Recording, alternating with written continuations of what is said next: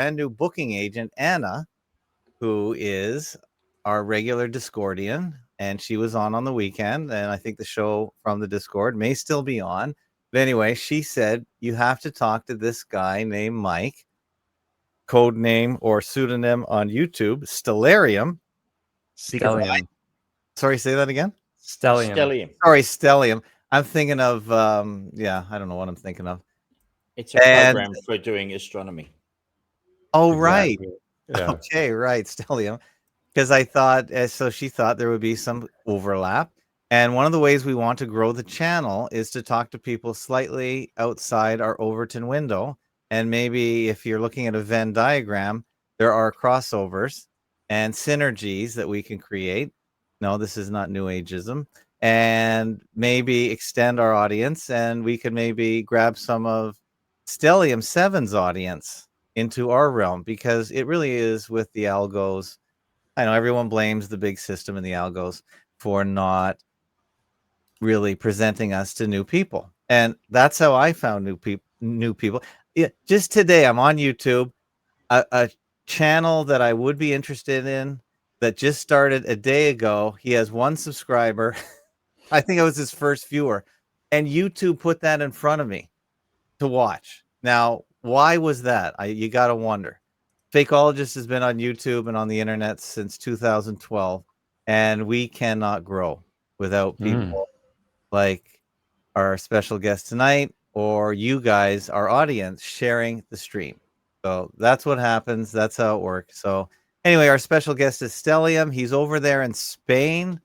Stellium, welcome to the FAKEOLOGIST show. Thanks for the invite. Nice to be here. I know that was a strange way to introduce ourselves and come start a show, a little Elvis. My name is the FAKEOLOGIST. My mom calls me Tim. And I'm from Toronto, and we really haven't had much correspondence. And the other guy's voice that you hear is Frank the Salt Guy. He's in Geelong, Corporation of Victoria, Corporation of Australia. And he is my co-pilot for today.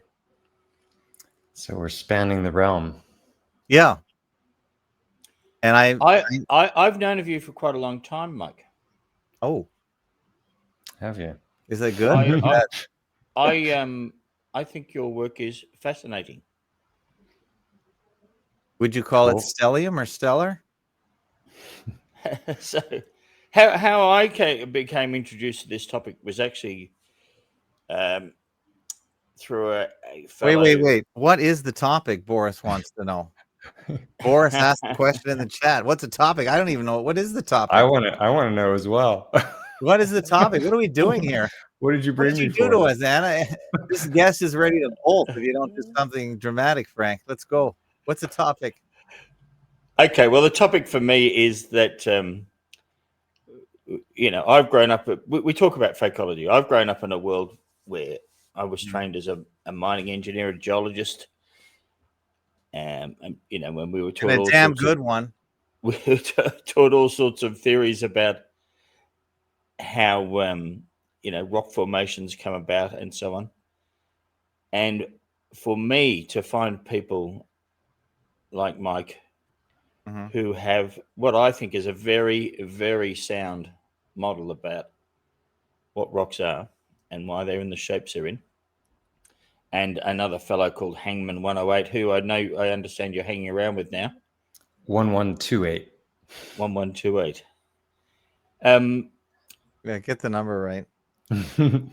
And I think the first thing is really for Mike to introduce himself and his background and how he ended up in Spain and what he has picked up. But essentially the topic is, what are rocks? And the first theme you played before, you were inadvertently playing Rocky at the start of this before you played How Great Thou Art. I've really been hitting it out of the park with my music selection today. And let me I just updated the caption of today's show with the proper spelling and numerology of your name. So I apologize for effing that up. If you see any other mistakes, feel free to talk directly. We accept all criticism. But Yeah. let me just say, that's what you think the show's about, Frank. But I thought the show was to talk about Mike's book, which I think he's on a bit of a book promotion, because there is some severe overlap between what his book topic, and my own background, which is pretty Wow. interesting. Yeah. Well, I've sort of alluded to it in the past. It's not nearly as dramatic as Frank, but I do have stories. So let's let Mike introduce himself, tell us about what his background and what he wants to talk about, because we're all ears here, really. We're not telling him what to say or when to say it. Yeah, well, you talked about my book, which has come out a little over a month ago, called Okay. The Hacker Prince. Can you hold it up? I can't. Hold on. You've got video. I thought you'd be okay. He's got video, Frank. I'm gonna put a link. He is a very well-known fellow, Tim. Yeah. Where? Here it is, right there. Oh, it's backwards. Did you put everything backwards in your Here, book? I'll put it that way. Oh, it's still backwards. Upside down. So why is it in reverse? Why does that happen? Because it's a front-facing camera, Frank. Come on, Frank. I still don't understand that. It's a front-facing camera. They're always in reverse. Oh, okay. Yeah, so it chronicles my adventures as a hacker in the 80s.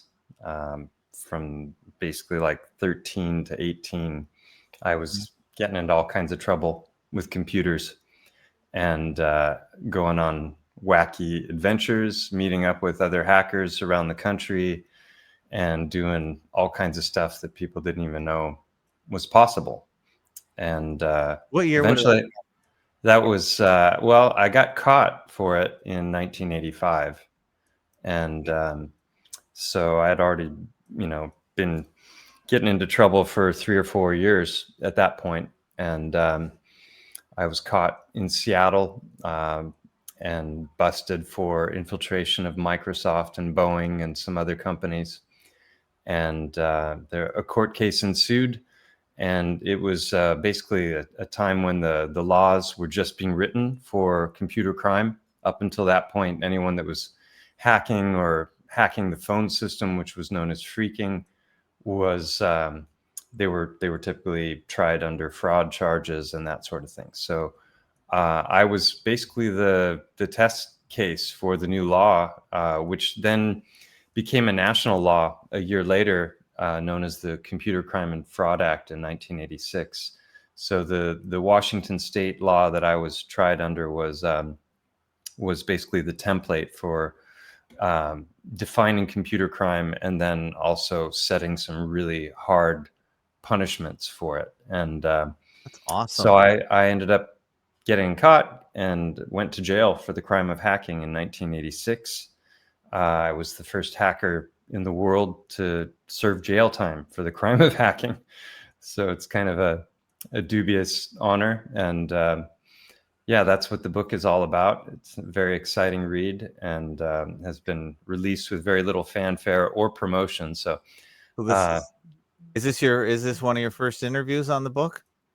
Or you've been I've done a couple so far, but yeah, I went, I just had on October 17th, it was the 40-year anniversary of my bust. Right. And I've done just a couple of interviews so far. Not approaching this in the most methodical way when it comes to promotion or sales, but hopefully it will just take on a life of its own. It's out there now and it's not going anywhere. So I'm predicting the book is going to explode after today's show. Frank, what do you think? It's going to blow up. I hope what, like right. on Mission Impossible? Everyone who's read it said it has to be a Hollywood movie. It's just a how much will you sell the screenplay for? Because I think $1 million is a good round number. Yeah, it's got a lot of zeros in it. It doesn't get you much $1 million anymore, Mike. I think you need. No, I know. Bigger, maybe I get a house out of it. Cool. Mike, get paid in Bitcoin. That's all I can tell you. Do it like that football player did, or whoever it was that took the Bitcoin. I'm telling you. But this is not financial advice. No, it's not. No, it's not financial advice, and this is not an investment channel. But I just talk. Don't give medical advice either. I don't give medical advice. Right. I think the financial channel advisors are getting struck faster than the medical advisors on YouTube now. I actually follow many financial channels, and all of a sudden they stop showing up, and then it turns out they get struck for. So I've instructed many of them, just say you, don't say, just say I, don't say you. Just say I do this, I'm doing that. Don't tell Right. anyone what to do. Don't say the word you. You seems to be illegal. Well, let me just give you some parallelism to my story. Now, I used to live in Vancouver in the early 80s, and I set up a bulletin board, and maybe you even called it. Who the hell knows? And one of the guys that came to my bulletin board, it was mainly for trading Apple II software. So we're about the same age, even though you can't see me. Just take it from me. I don't need a camera because I'm not pretty anymore. It's got a face for radio. Face for radio. Well, I've started with radio, and I just haven't really adjusted to this new COVID reality where everyone has to show their face with bad audio, which I detest. So I try and focus on the audio. But anyway, I used to live out there. So I ran a BBS. It was mainly for trading software. The irony is, by the time I got the BBS going and running, I didn't even care about the software. Turns out the only game I ever played was Adventure for the Atari. And I never even played games on my Apple, mainly because I didn't pay for any of them. And the ones I had didn't work all the way to the end, like Wolfenstein and all that. But anyway, on my BBS, one of the guys that came to my BBS to start leaving messages was a guy called The Source. And his dad worked for the BC phone company. So he was posting all kinds. He was talking about tones and getting through getting free long distance. And the only reason it was interesting to me is some of the best BBSs were in New York City and in Texas. And for me to connect to them and download whatever they had, it would cost $20, $30, $40 an hour. And of course, Exactly. it took hours to download even the smallest program. And then at the very end, it would usually just die. And then you'd have to start all over again. So it was a real pain in the rear. But the point was, though, he was posting phone numbers, access numbers all over the place on my BBS. Now, my BBS was slightly associated with the Apple Club of Vancouver because I couldn't afford a second computer. So I used their old scrap box that somebody slapped together. And we had loose ties, but he was posting these access numbers and tones and all the codes on my site. So it hit the newspapers that I was facilitating hackers and freakers. And Distributing I couldn't codes. care less about any of that stuff. All I wanted to do was just run a BBS. But my friend was so big in this, and I guess he got some info from his dad, from the phone company, whatever. He was super interested in all this stuff. So that's my parallel. So my thing blew up, and apparently someone went to my website and got access numbers for an engineering firm in Vancouver. So that guy read the story and then had a big meeting. I went to it. I'm a 12-year-old sitting in the boardroom of an engineering firm with the president, who actually was very happy that whoever hacked into his site exposed security flaws. So he was telling everyone, all the adults in the room, to leave me alone. I'm just a common carrier like the phone company or newspaper. I'm not culpable or liable in any way. So he was getting me off the hook, and he really wasn't mad at all. He was a super nice guy. I don't know if he's still alive today, but anyway, that's my closest story to yours. So let's go back to yours and Well, a tell lot of us. the best hackers were in New York and New Jersey, and I actually went via Hackatrip on a few different occasions to meet with some of these people who I'd gotten to know through the phone lines. And yeah, those are some of the adventures that fill the chapters of the book. And I have a little 3-minute promo video here. Let me You can share your pull screen. that up. But I want to know how you were caught, and I want to really know. Like, I still don't think hackers are dangerous in any way. I think it's more modern mythology. I think it's all BS. And I think, like my friend of the engineering firm said, "You're actually doing these companies a favor," because Oh, absolutely. I doubt there's any ill intent at all on your behalf. Yeah. What is a There 12-year-old going to wasn't. do? I Are you mean, I going to did bring? have sketchy morals. Oh, really? Well, You well, know, can I talk about that moral? I had a friend who was a hacker, Okay. and he was definitely just there for mischief. Hmm. He By the way, he just Mike, you can share your screen and play yourself if you want, but I'll play it. I just yeah, let you can just play that. I mean, we're only going for an hour, right? Or now 40 minutes? Or how long is this? Well, first of all, this is my show, my platform, so it's as long as you want to stay Oh, or can sure. stand All us. right. We're not on a network. This is the Fakeologist network. I own all of it. I own the video Sure. platform. We're only on YouTube, just in case people are too lazy to go to my platform, fakeotube.com. So as long as you want to talk, we'll listen. All My right. only caveat is it's a nice. Careful what you ask for.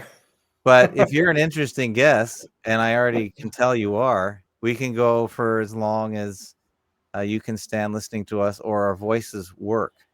And All you've right. already said the right things about Mm-hmm. the shutdown.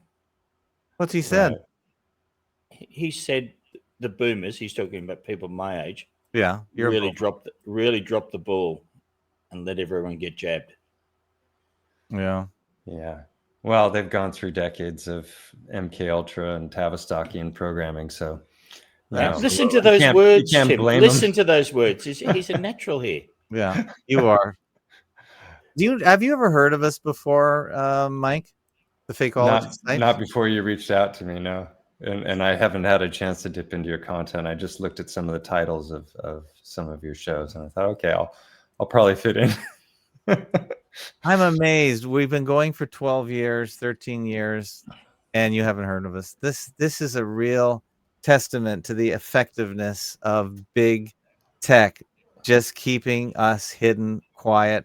That's all they have to do. They don't have to argue or refute us. They just have to ignore us, which of course is the ultimate insult to any future celebrity. So let's play it.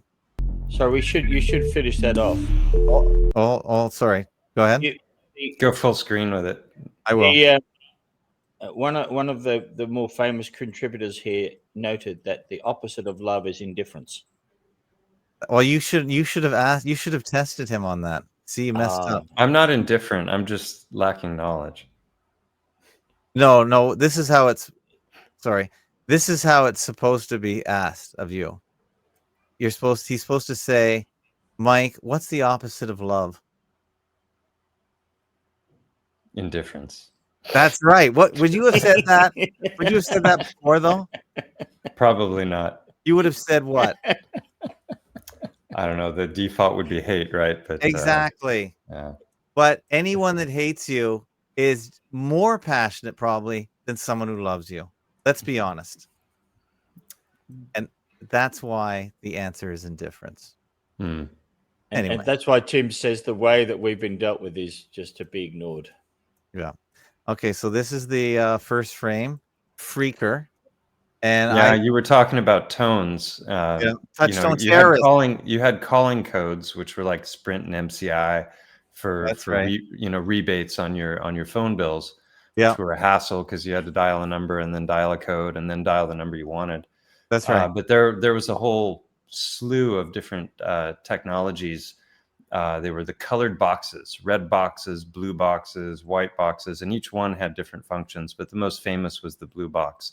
And the people who used those kinds of technologies were known as freakers, which was a blend of phone and freak with the PH. And so you could basically use these devices to generate the same tones that the actual network was creating. Like when an operator would route an international call, you'd hear all these background noises, and those were special frequencies that are different from the keypad on your normal telephone.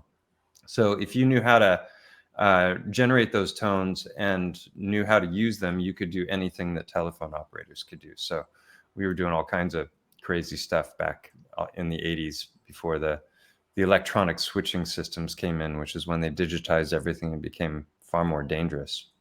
I got busted before that rollout completed, fortunately. Right. Did you know the Touchstone terrorist?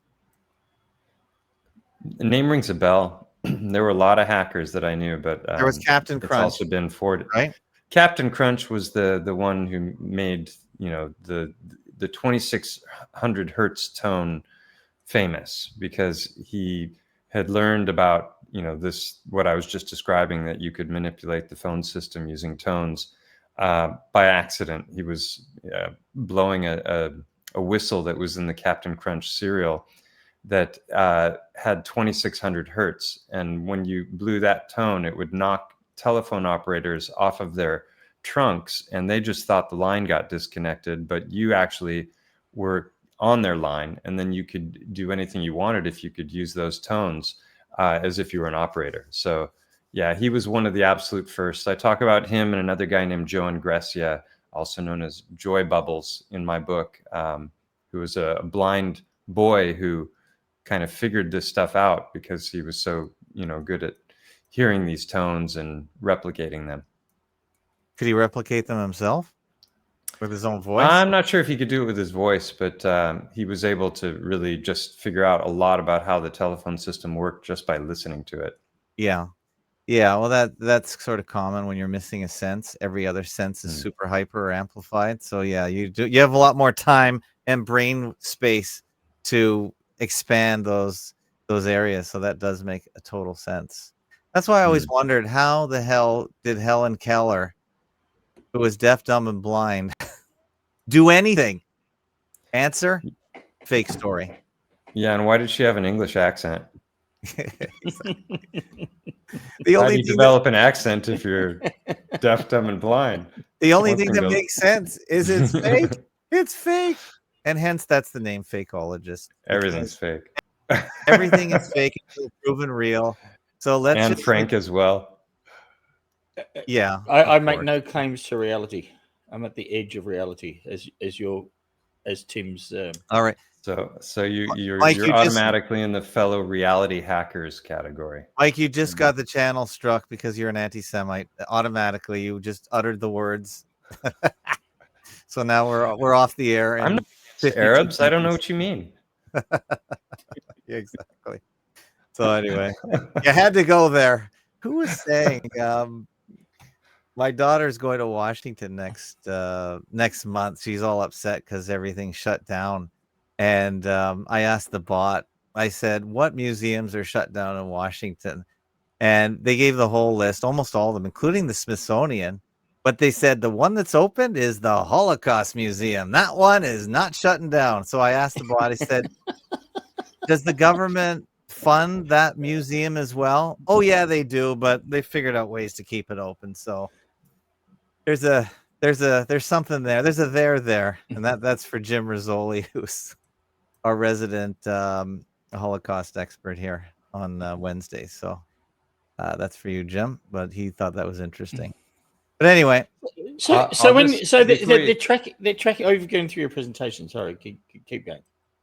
No, I was just going to say, before you hit play, I'll just preface the video a little bit. There's some footage in here of when I was 19, after the court case had finished, that resurfaced after 35 years. I didn't know it still existed, and I was in contact with the prosecuting attorney just to do some fact checking.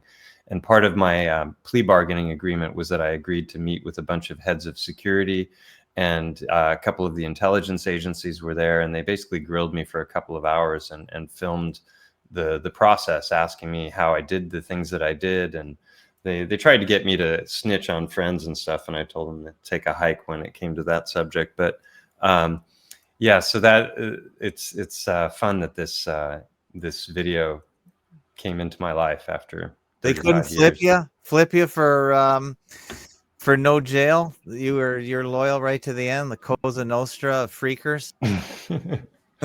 Yeah, well, they couldn't turn you into a mole, a double agent. Wouldn't that be great? You'd be in Captain Crunch's lair and just finding even more good stuff out, state secrets. You could have started a nuclear war. There have been a couple people on my channel lately that have said I'm a Fed, and I thought that was hilarious, because I'm like, yeah, they're playing the long game. you know, they seeded this information 40 years ago, and I'm just now coming out with it. And Well, part of Mike, that process involved me being a chiropractor on the Costa Blanca in Spain for the last 15 years, just to create the illusion of authenticity, you know. Well, Mike, to be honest, we are extremely skeptical and suspicious here. And not Good. to make accusations, but we had Hey, Jasper visited. Hey, Jasper. Somebody Hi, I know. what are you doing here, Jasper? I never heard of you. He was just in Spain not so long ago. It was a Oh, big, nice. amazing party that he and I both attended. Oh, Yeah. wow. Okay. Yeah, it was But all anyway, friends. so we had a guest on. We were talking about not our favorite topic, but it comes up on Wednesdays, the Holocaust, because that's all Jim talks about. And there are laws now, including in Canada, where you can't deny it. I don't know if you can Oh, yeah. question it, but you can't deny it outright and publish that kind of. It's a thought crime in multiple of the countries here in Europe. I'm not sure which ones, but Yeah, but I'm yeah, thinking, I'm not, tread lightly. as a disclaimer, I'm not thinking about it. I'm talking about it. I don't know if there's an anti-talking law at the moment. I'm not thinking about it in any way. So that should make it not a crime. I don't think I'm breaking the law by mentioning it, because I'm certainly not making any judgment or statement on the veracity of it. However, we had a couple guests. There's a couple Canadian Germans that have been passing through our show, and mainly Jim's show. And one of our guests, who is Fake News Phil, like many people, was wondering, are you guys real? Did you really go to jail? Because this is the Fakeologist show. Isn't it part of our constitution to question everything? So we know what controlled opposition is. We know they play the long game. We know there are crisis actors. So isn't it kind of... I brought all the receipts, and they're in this 3-minute video you're about to play. Yeah, okay. I made some tea that I forgot to grab, so you can hit play and I'll be right back. All right. Okay. I think he wants us to play it. Now, he's probably seen it a few thousand times, so here we go.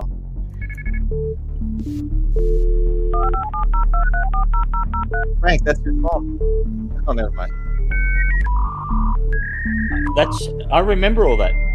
In February 1985, an 18-year-old Kirkland, Washington man pled guilty to 4 counts of computer trespass. The defendant was accused of gaining illegal access to 4 large Seattle area firms. Would you state your name, please? My name is Mike Wilkerson.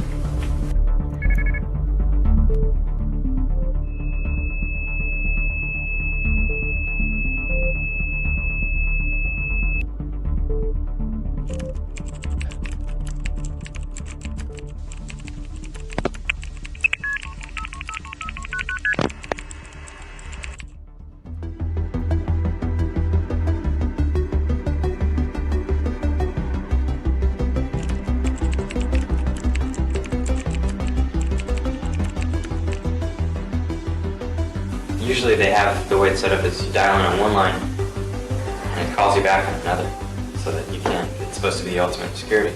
But what you do is you break into Cosmos and you find out all of the phone numbers that company owns, and you call it until you find the 2 that are hooked up to data. And then you get the callback modem and you set up call forwarding on that line so it call forwards to your home number. That takes a lot of work, but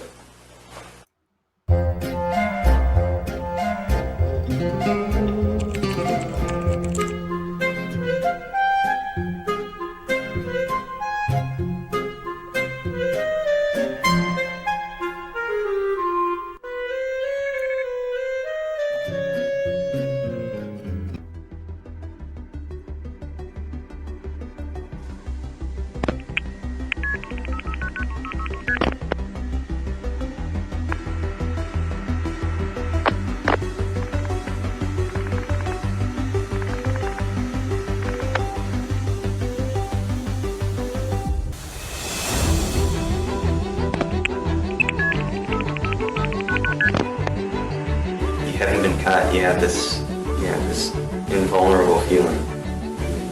You just don't think you're gonna get caught. You ask any hacker out there that hasn't been caught yet if he thinks he's gonna get caught, and he'll tell you no. And if they tell you yes, it's because somebody close to them just recently got busted, and they have a feeling they're being watched. Whether you're curious about the 80s hacking scene and some of its most infamous characters, or if you care to indulge in a bit of nostalgia for the early days of computing, or if you just simply like to kick back with a light-hearted coming-of-age tale, then this book is for you.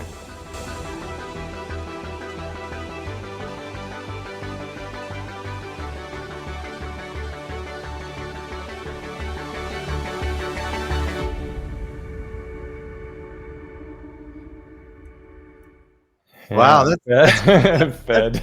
wait, who's that? A few weeks back, out of the blue, Oh, Gary McKinnon reached out to I me. think it's a playlist. It just Oh, went it's on to the next one. autoplay.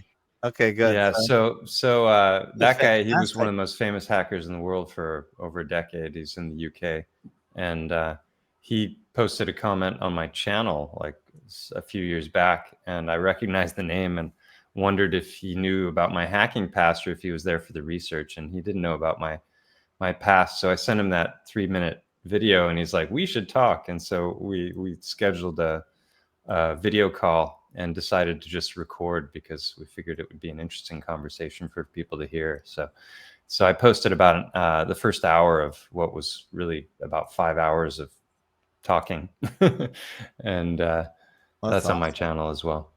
Yeah, That's awesome. Yeah. Hearing those touch tones it brought it all back to me, because for when I was living in my room for a couple of years in the early 80s doing this BBSing and all that, that's all I ever heard, those bloody tones and the yeah, all that stuff. Yeah. So what? Why is it a crime? What is the actual crime? Well, it said screen. They did they make the law before you? well, it's interesting because the computer trespass in the first degree is a felony offense, so it's right up there with attempted murder or other things. And but if I were to break into your home, assault you, and steal your computer, that would be a gross misdemeanor. But if I slip into your computer and take some data from it through the phone lines without damaging the computer or you in any way, that's a felony offense. So it's What does that tell you? It tells me that the justice system is screwed up. No, the justice system is exactly the way it's supposed to be. Because what is this world all about? I say this all the time. Frank, what do I say? What is this world all about? Money, you think? It's commerce. Commerce, So if you cost somebody money, the whole justice system is a system to compensate for commerce. Yeah. But in the end, you alluded to this earlier, I saved them money because I wasn't malicious. I wasn't there to do damage. I wasn't there to steal their data. I just wanted to play with their computers. Yeah. So what I did is I exposed vulnerabilities at a very low cost. And then, I did that interview as well. So they got a lot out of it without having to pay high prices. So there was a man named Robert Steele. He passed away some years ago. He was a CIA agent. He once described hackers as the Minutemen of the digital era. And I think that's an interesting idea that ultimately it may be the weaponized autists that save us from the totalitarian takeover, because and a Minuteman is a safe cracker, is that right? No, Minuteman would be like Paul Revere. The Redcoats are coming. The Redcoats are coming. The Boston Tea Party, like they're the ones that were they could be ready within a minute. Oh yeah, they get ready. Yeah, yeah. So they're like the rebels. They're the. Hey Mike, looking at this screen, I don't know why it's green. I guess you colorized it just to make it. No, I didn't. It's funny that the video was on beta. It wasn't even on VHS. It was so old, and the guy, the prosecuting attorney, was able to digitize it, but it just took on this matrixy green colors because most of the 2 hours was corrupted. He only got about 12 or 15 minutes out of it. But I just like, oh, how classic that it looks. Well, it looks who you remind me of in this video is one of my favorite hateful or people I hate. Not that I'm trying to associate that with you directly in that way, but Bill Gates. You know, when he's doing those interviews where he's rocking back and forth. You remember those ones? No, I'm not rocking back and forth. No, Come no, on. you're not rocking. It's just one of these. I thought you were wearing glasses or something. Oh yeah, I do. There was one. Yeah, there was one frame. I was wearing my reading glasses when I was. But you coming out of reminded the me of Bill courtroom. Gates. What were they interviewing? They were grilling him for something. I think they were just trying to nail him for anti-competition or something. Well, all I know is if I had known what I know about Bill Gates then I probably would have gone to jail for a lot longer. Oh, do Because- tell. Is that the next book? No, I just mean that, what a prick he turned out to be in Oh, I every see. way, shape, and form, right? Oh yeah. Well, you yeah. know, son, the most Come on, successful he eugenics did all family in that history, right? He did all Yeah. that from his backyard, that computer thing. From his Oh yeah, garage. it was total organic development, Microsoft. Totally organic. Sure. Mhm. Yeah. Yeah. No. Don't worry. None of us believe that either, Mike. Mike, you're preaching to the choir. I think you possibly are an honorary fakeologist. I don't know anything about you other than this book and a few things that I watched on your channel, but you don't have to mince words with us in any way. We realize how engineered this whole world is. All these fake heroes, these fake business success stories started in the garage. It just happens so the garage is a DARPA. I mean, but no one is. You know where Steve Jobs and Wozniak claimed to have gotten the money from to start I thought it was Apple? Hewlett Packard, maybe HP or Mr. Packard. No, maybe? they were Wozniak. He was the first to digitize the blue box that we were talking about earlier. Okay. And so he created a much smaller format, and he had it. It had a circuit board, and so they were selling those in large numbers. And before they finally got caught for selling them, they decided to stop selling them and use that money in order to start Apple, or so the lore goes. Yeah. In other words, it's a completely BS story. Do you think he had anything to do with the blue box, or is that another story? I don't know. What can you believe about anything? I like empirical evidence. That's what I focus on most. Like when it comes to my channel and all the other stuff I'm sure we'll get to is, information is easy to fake, but when it's, You're familiar. Oh, yeah, it with looks a just company like me. Called Real Networks. No, I'm not saying it looks like you, but it's kind of a geeky guy. He's being cross-examined. I think Bill Gates is an actor. I don't think he's a savant in any way. I think he's probably vaccine damaged himself. I don't believe anything about Bill Gates. All I know is I curse him every single day because my system runs on Windows 11 or 11 HR259.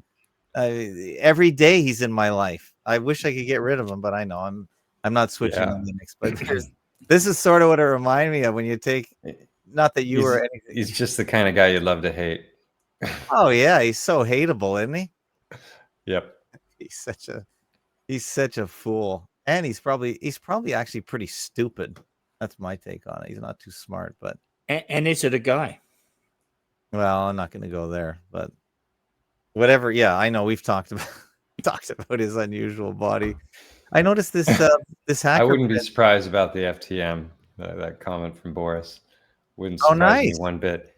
And I'm pretty sure Kevin Kline is taking on the role of Melinda. Where's Kevin Kline been for the last 20 years? Well, Melinda, the things you're saying are music to my ears. I'm telling you. Well, not only that, but Melinda has been switched out a couple times. Where we're looking at probably Melinda 3 version 3. It's just these people probably get tired. Wonky world. Yeah. So we're right there.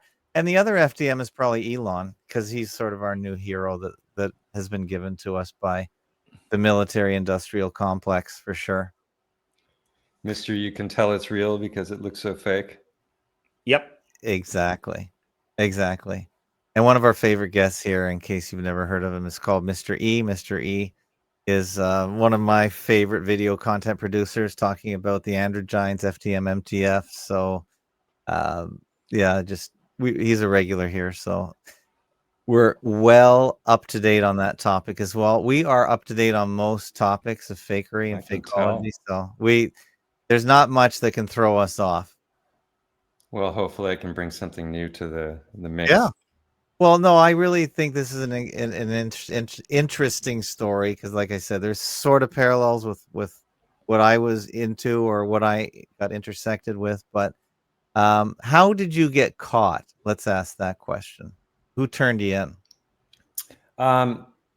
Basically, I just got sloppy because I wanted better connections.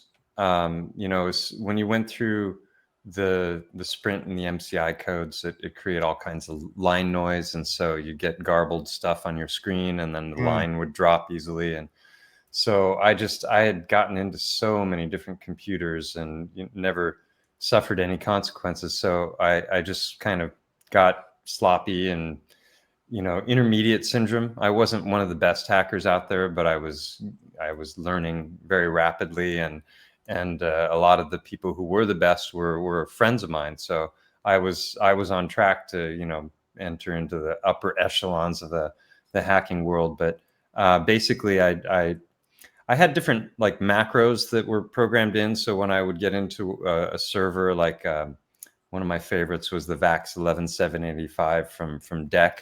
I like the operating system. It was just a system I enjoyed playing around with. Was that Gem? Huh? Was the operating system called Gem from DEC? No, it was called. Oh wait, Gem. That was the precursor to Windows. Was it not? It might have been. I don't remember the name of the operating system. Yeah, I remember the graphical something. Yeah, but it was done by, you're talking about DEC computers, right? Yeah, DEC, and this particular system that I was on, several of them around the country, was a VAX11785, which was it was just one that I enjoyed. And so I would hit a button that was like a macro of different commands to basically mask my presence on the computer. And I don't know if I've ever even heard that term. That's funny. Yeah, sorry. It was invented by DRI, Gary Kildall's company. He also developed CPM and all that. Anyway, sorry. Yeah, so basically, I stopped using the Sprint codes and so, but it just made it easier for them to trace me, and I was logging in late at night with an account that I had created and tried to make it look like other accounts to blend in, but the system operator happened to be working late that night and ran a check on, see who was on the system, and saw the account and didn't recognize it. So he looked it up and saw that it had higher privileges than his own account, which was odd because so he knew he'd been hacked, and didn't shut down the system because he didn't want to clue me into the fact that I had made a mistake, and then contacted the authorities, and they basically set up a trace and waited for me to call back again. Who does he call? Who would he call? The FBI? I guess I think he called just local detectives, because it was Detective Mike Cate of the Bellevue Police Department who was the one who served the search warrant when I was busted on October 17th, 1985. October 17th. What day did the market crash? That was also on October 17th, but not that year. It was 1989, I think. Yeah. October 17th has been an interesting date. Very suspicious. A lot of reasons. Yeah. Very suspicious. Well, the revolution in Russia. Oh, really? Interesting. So your main motivation was social acceptance from other hackers. Would that be a fair comment? Well, it was the camaraderie. It was the whole social life. I got bullied a lot from basically like 12 to 16. I got on the wrong side of a kid that spread rumors about me that weren't true, and people love a rumor, and so it haunted me through my schooling. And I was into sport. I played a lot of tennis and soccer. Straightforward Monty Python. We all of this stuff is how we suffer as small school children. Oh no, it goes farther back than that. Whatever I our don't know parents about the Monty Python connection, but It's whatever our I- parents did to us, Frank. Come on. But high school does suck for some people. Oh yeah. Yeah, I I didn't had a mind wicked, school so a much. terrible I liked time. the subjects, but it was the social aspects that Yeah. were challenging. And so I retreated into sport and then computers more and Yeah. more. And what I found there was total acceptance, because I was talking with people all over the country, and there were no prejudgments. People just accepted me for who I was, and so that became the better part of my social life for a number of years. I'm with you But there. that was very much the nerd culture, though. That's where all the nerd stuff came out of, wasn't it? The There's a geeks lot of and all that stuff. stereotypes, and I met a lot Yep. of these people in person. What I can tell you is a good half of them did not match the stereotypes whatsoever. I mean, there were guys that looked like total studs, that would have been the Really? guys getting the girls in school. And then there were goths, and then there were little, spinkly twerps and everything in between. So Well, I Mike, think the nerd stereotype is definitely overapplied when it comes to hacking. I think at it's a least little in that era. overapplied. But one of the things I ended up doing, because the modems were so slow, I ended up with my Apple BBS just forming a computer club, and I just rented a hall. And I said, listen, it's too slow to download at this point. Let's just bring all our discs to this or church basement and swap and copy. Mm. So we all brought our computers and our Pirates. and our drives, and all we did was copy for all night long. Yep. Say, oh, I'll take one of these for two of those. It was like I remember it was those a days swap, well. it was a swap club. And that didn't stop all that long ago, really. When Yeah. I remember even 20 You went to years one? ago, still going to Sunday markets and swapping. Yeah, Mhm. we in Australia, everything came from Indonesia or Malaysia. Yeah, well, this wasn't a market, Frank. This was geeks, and the reason I brought the point up was I thought the nerd label was appropriate because most of these guys didn't bathe, they stank, they had funny teeth, their hair was. Most of these guys were a mess. Sorry, so I like to think I'm like that, but that's mainly what I observed. So I saw these people face to face. But all adolescent boys look like that, Tim. Okay, yeah, that's true. Anyone under 20, yeah. Any male under 20, and there wasn't one. That's why they don't get the girls. There wasn't one. I don't think there was one girl. There were some sisters, but no. The whole idea of putting young men and women at school together when the women are only interested in older established people, it's just too cruel, really. The whole school Well, system I'm is not brutal. going down that road. I think, as the No Agenda show states, one of the biggest things they've done wrong in the school system over the last 20 years is they don't have school dances or dance classes where you're forced to interact with the other sex in a obviously platonic way. And because people are not in each other, just close Well, enough. now you have to each other. interact with the other 15 sexes, don't you? Yeah, well, now, yeah. Well, anyway, we're not going there. We got special guest Mike. Is it Wilkinson or Wilkerson. Wilkerson. K-E-R. Okay, because one of my favorite football players from the 1980s was Tom Wilkinson, who was one of the best football players in Canada, quarterback, by the way. Anyway.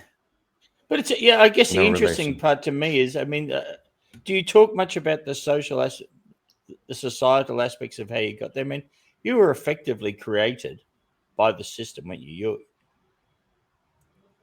You were you're in school. You're not happy like a lot of us. And I was the same as you. I'm going to say, Mike, I was, because I could read and write. I was effectively the worst guy in the world. Mm-hmm. And You're saying he's an outcast, and that they made him this way.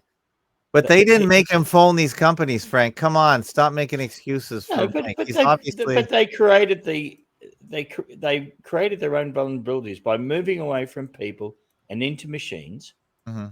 These guys created a system that was vulnerable right from the start, and it still is. They're still saying, "Get your digital ID; it's the most secure way," and then the whole bunch gets hacked. They've got all the biometrics scanned and everything. I want to get back to hacking because where did the word hacking come from, Mike? Because I don't think really hacking implies you're taking a machete and chopping up someone's flesh. Good analogy. So what the hell? You called a computer access line, poked around. I mean, what the hell damage could you do? There's no I mean, command to delete hacking everything on their drive.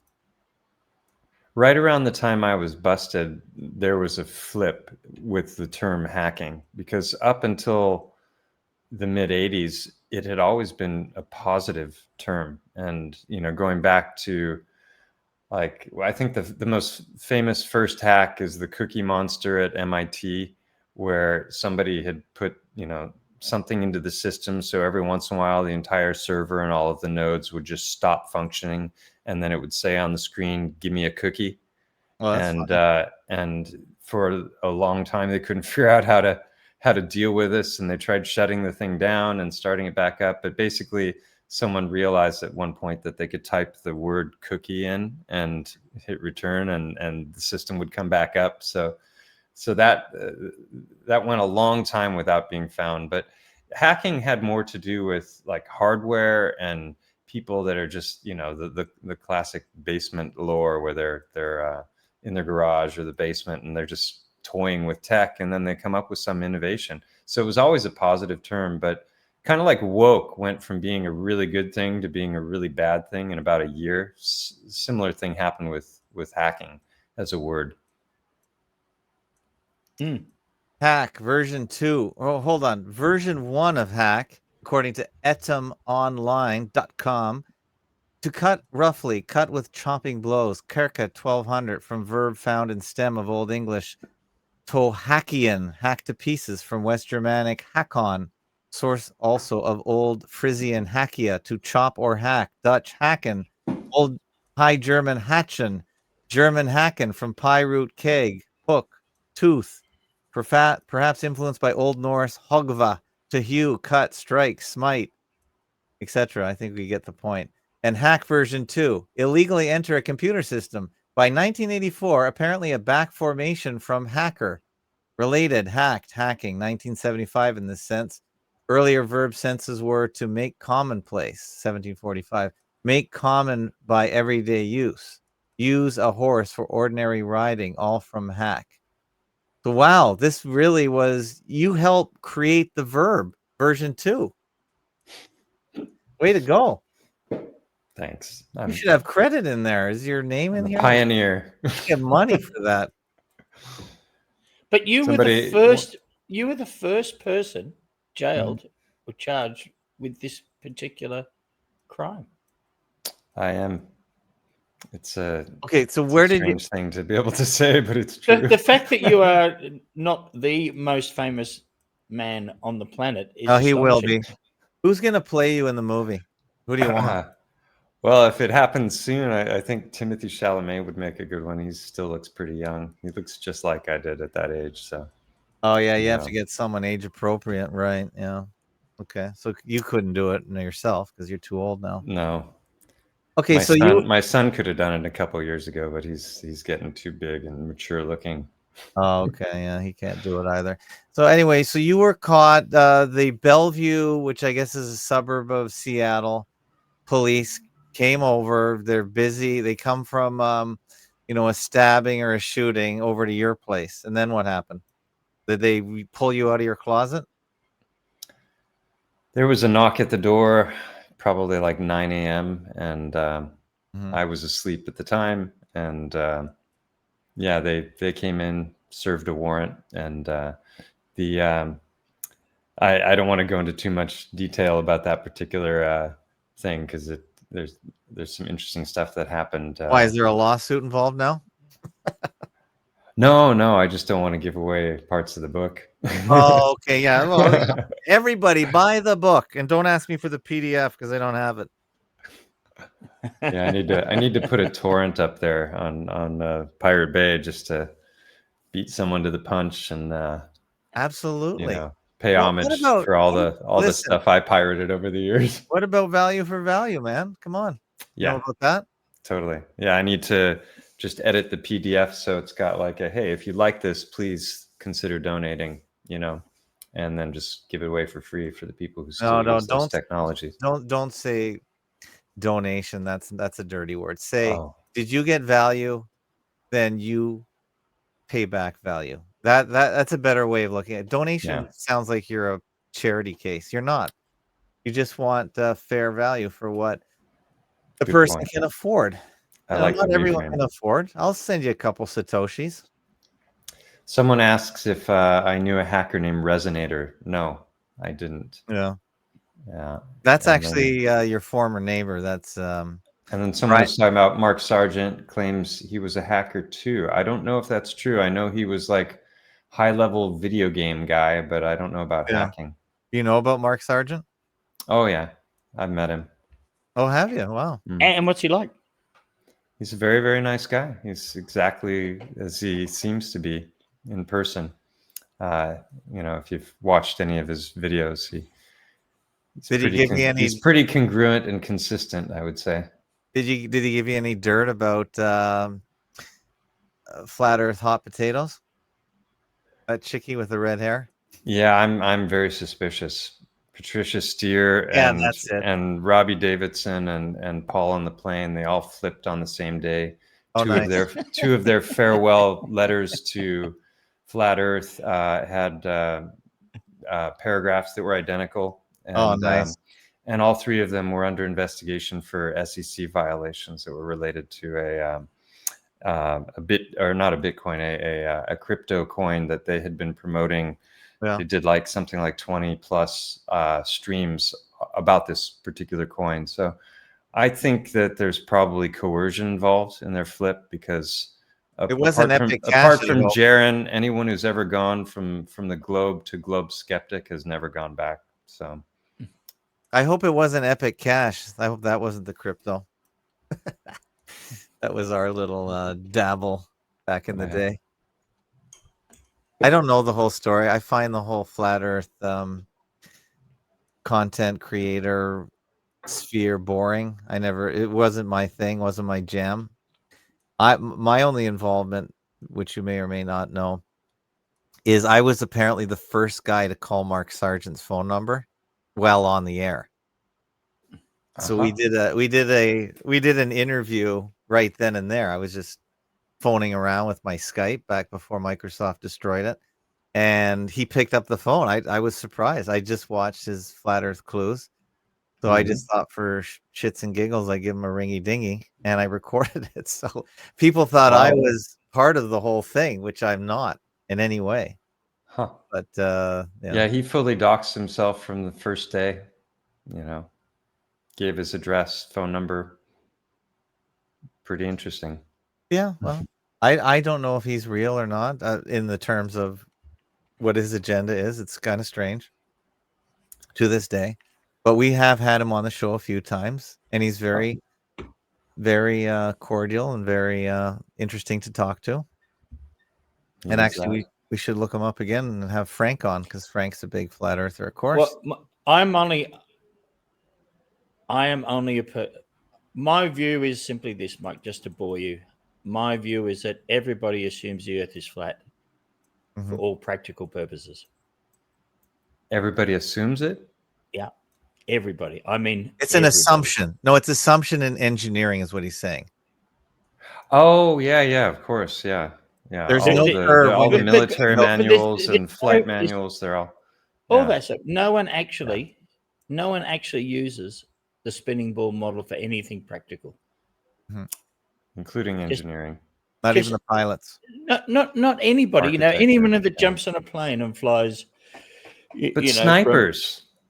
But snipers, etc., etc. So the problem I have with the whole discussion is, none of us are ever going to know, because we're not going to get the ability to go up there and or even you can't even get high enough to pick up a curve anyway.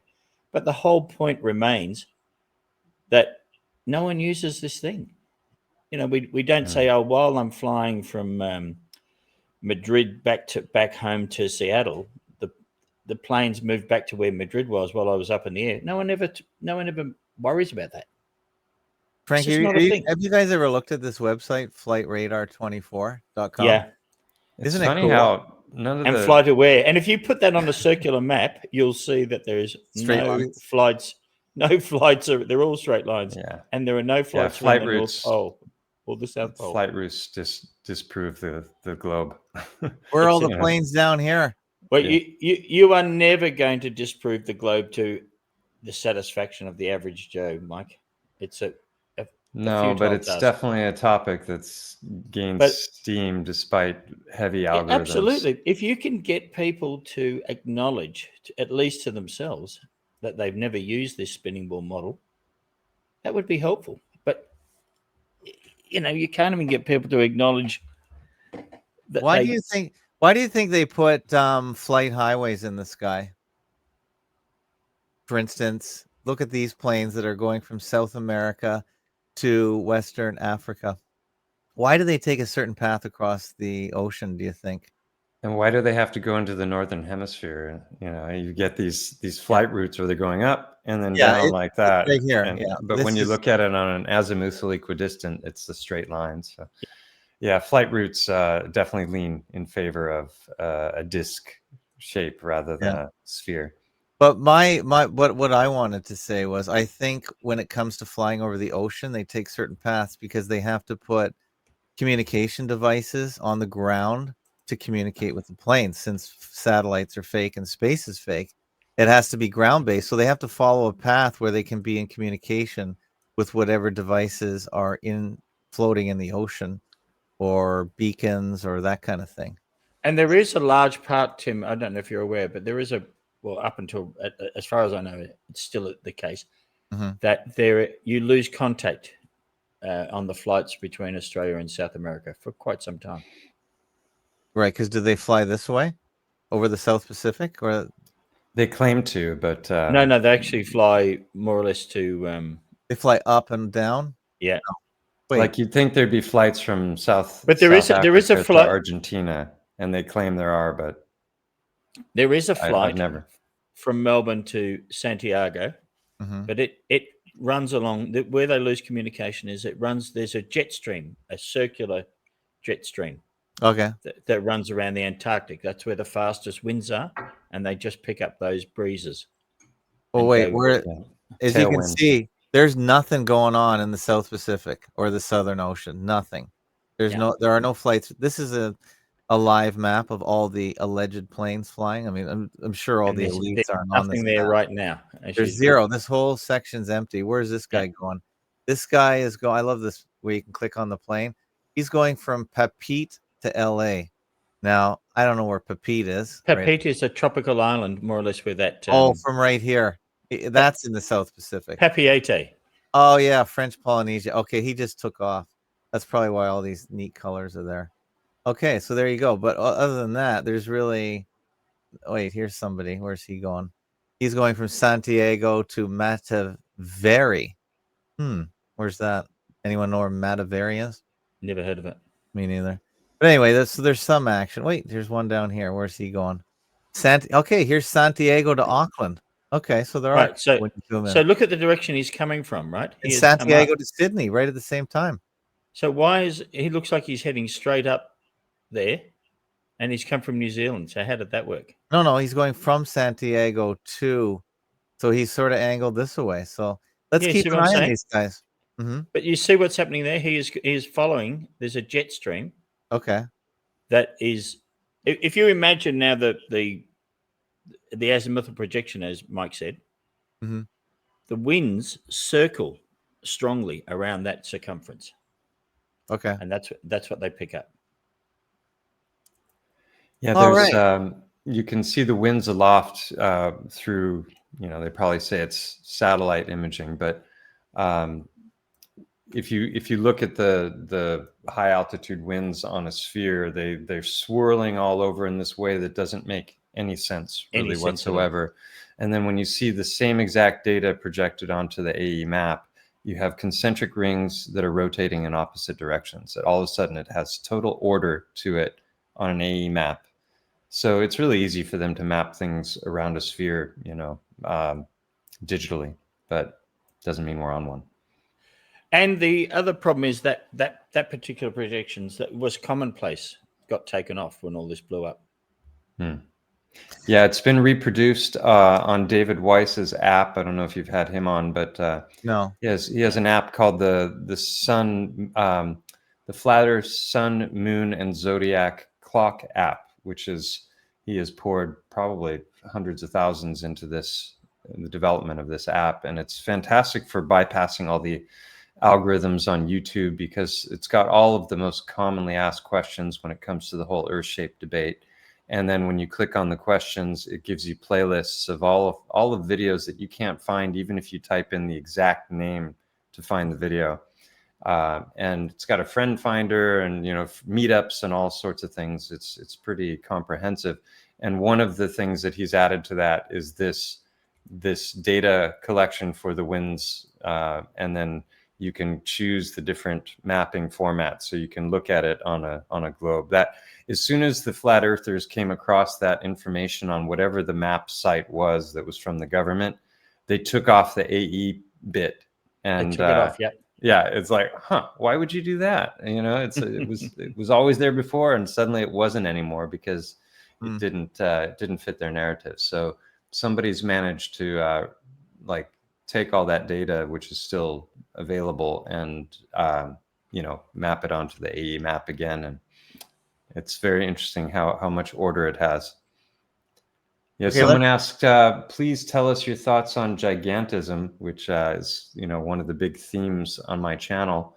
Okay. And obviously, if we're talking about Earth shape and we don't know exactly what it is because you can't get outside of it, people who claim to know, I question. The people I have the most trust and faith in are the ones that are questioning, are skeptics, are looking at the evidence, are thinking rationally and logically, but are also perfectly willing to admit that there's some things we just can't know. We can speculate about them. And so one of those things is, what is the true shape of the Earth, if not a sphere? And one of them, I think you've had IPS on several times.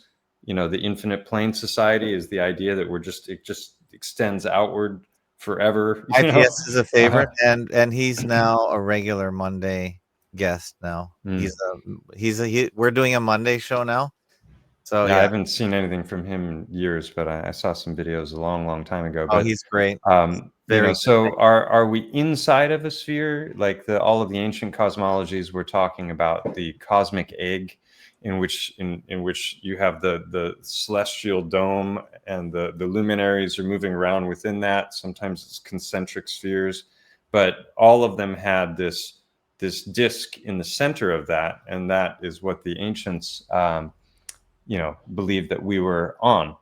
So that's one potential model. I lean towards something more complicated, which is a toroidal model of the Earth, which is in alignment with magnetism and plasma physics and a whole bunch of other things. And it's something that these are things that can be reproduced in actual experiments and laboratories, rather than just, trust me, bro, and we have our rockets up there and our satellites and everything.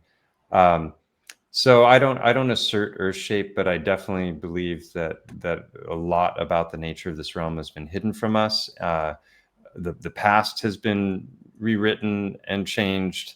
That there are very likely outer realms, probably beyond Antarctica, and so we don't know how big it is. But on a ball the size they tell us, gigantism of the sort that I talk about on my channel, you can see there on the icons, there's this mountain here in Spain that I've spent a lot of time investigating, that I believe to be a fallen titan, that would be a 3 mile long creature, roughly a mile tall.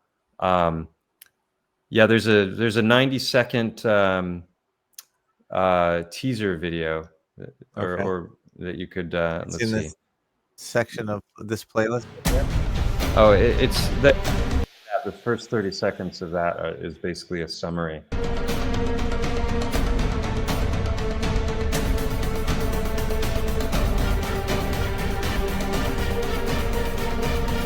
Like a big rock to me. Yeah, it is a big rock. I'm a super skeptic, by the way. Oh, that's fine. Okay. Oh, some tusks going on there. Yeah, those were Photoshop, but they had to be. I like that. Well, just to bore you, Mike, give you a thumbs up on that. I've spent a lot of time doing mine planning for the large iron ore mines of Western Australia. And they are much more easily understood by me now if they are flesh. Yeah. Yeah. Right. Okay. Go ahead. No, I was Well, just, it's not. I've got nothing more to say. It to me. No, but Tim did. no, I Oh, was just saying flesh. What are you talking about? Flesh? That's all I said. Right. Yeah, because the iron ore deposits, Tim, Yeah. are laid out. They're stratified at the in the Pilbara of Australia. Mhm. They're the layers of them. If you pick up a picture of, say, what's the Fortescue area and the canyons there, you'll see what's called the banded iron formations. Okay. Of Western Australia. They're layers of Yeah, I've spoken magnetite, about those a lot. hematite, etc., etc., etc. And then they have discontinuities running vertically or subvertically through them, which are silicates, which corresponds to the fascia between the muscles. It's very, very fascinating. Yeah, I coined a lot of people talk about mud fossils because there's a channel called Mud Fossil University, a guy named Roger Spur, who's been presenting these ideas for about a decade. I started my channel a couple years after coming across his work, and I thought it was kind of interesting. Some of the stuff he said sounded pretty crazy to me, and there were a lot of times that he was making claims with absolute certainty as he was pointing at different rocks. And I work as a chiropractor. I studied anatomy a lot and also histology, which is the study of tissue. Yeah. And so sometimes he was pointing at stuff, making claims, and I was like, yeah, I can see it. And other times I'm like, no, there's no way you could look at a rock like this and be so certain that it was this, that, or the other. So I was a little skeptical, but I like the ideas. And another thing that he would constantly talk about on his channel was this formation in the Sahara Desert, which is a dragon. It looks like a 1,000-mile long dragon that's battling with a giant fish. And I thought, oh, okay, this is pretty way out there, but he's going into detail on Google Earth and showing the different anatomical features. And I thought it was a fun thing to ponder, and I wasn't just going to throw it out. But he also mentioned that there were ancient Greek texts that were describing this battle between the Leviathan and the Behemoth, and that battle supposedly took place in this exact place where these creatures are in the Sahara. So those are 1,000 miles long. The one that's on the screen there, and obviously the tusks are meant tongue in cheek, just to kind of drive the point home. But that's 3 miles long. So I've been of the mind for a long time that we live in a fractal holographic universe, and that there's this scalability to things, and there's there's a repeatability of pattern across scale. So whether you're looking at the microscopic or the macroscopic. So I never really had a problem with it, except that the mainstream scientific model says that this is categorically impossible because these creatures would have been so big that they would collapse under their own weight because their bones wouldn't be able to hold them up.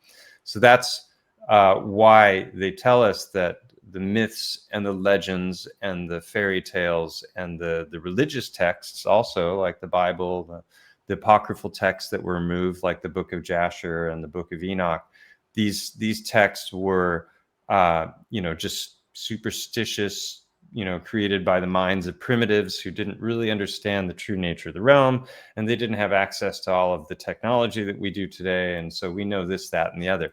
So they say that these creatures would have collapsed under their own weight as a result of the square cube law, which is that as you increase the diameter of something, the volume increases exponentially. The greater the volume, the greater the mass, the greater the mass, the greater the gravitational pull. Well, the problem with that is that when you start to dig into gravity, you find out that that's also a crock of shit. You've got Newtonian gravity, and then you have Einsteinian gravity, which is the bending of space-time, which is a construct that he came up with, and everyone just ran with it. And even though it was hotly contested and debated, in the early 1900s when his theories were coming out, So things go down. There's no doubt that there's a downward force, and if you jump up, you're going to come back down. But do we really need Einstein's bendy space-time to account for that? And things naturally layer out based on buoyancy and density. And then there's also an electrostatic attraction to the Earth that could account for the downward vector. So it's kind of redundant. We don't actually need Einstein's theories in order to explain what we're able to witness and reproduce in experiments. So in my mind, their explanation of the square cube law throwing out the possibility that Titans once existed is not accurate. Okay. Could we get back to, so we got off track. Could we get back to your hacking adventures and your arrest? And Is how that what he's like? Let's avoid this topic. I thought No, this no, was no, what no. we wanted to talk So about. No, I know it sounds. Everyone's open to what you're thinking. There's no problem with that. No, I have no problem with it. It's just less of an interest to me because we did get derailed, which is fine. It's my fault. I lost control of the train of thought and it derailed down the mountain into Spain and onto an elephant's head. But I just wanted to finish off where we left off for all those that are hanging on the edge of their hacking seats like me. Right. I was in contact with the hacking community. I would never call myself a hacker, but you're very multidimensional. I don't want. You were a facilitator, though, Jim. No, I was a common carrier, like Twitter or the phone company or a newspaper. Yes, but you get attacked now as well. The common I got carriers get shut down now as well. Well, you get dragged into it, but we just have to prove we have no control over we don't have editorial control over our content. I think that's a fair thing. Well, the laws in Australia are making you responsible liable now.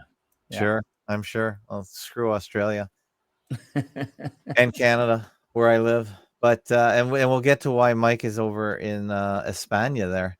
But Mike, could you just continue on? So you were something happened with the detectives in your house. You can't talk about it because it's in the book on page 33. But keep going. Right. 33. Should I start flashing hand signals now? Yeah, that's why we don't do video that's because right, I'm sitting in my Masonic apron. Yeah, well, let's see. So got busted, a court case ensued. It was huge news, front page of many papers multiple times. It took about a year, I think, for the whole thing to complete. And I was wait. Let's back up. What did your parents think about this? And because where did you get a lawyer? Obviously you could. I got a lawyer. Yeah, my stepfather, when he found out, he laughed and he's like, "Oh, you got yourself into a real pickle this time, didn't you, Mike?" Yeah.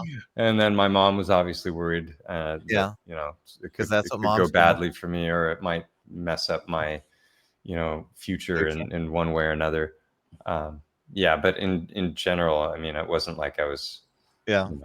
But who got the lawyer? Violent crime or something.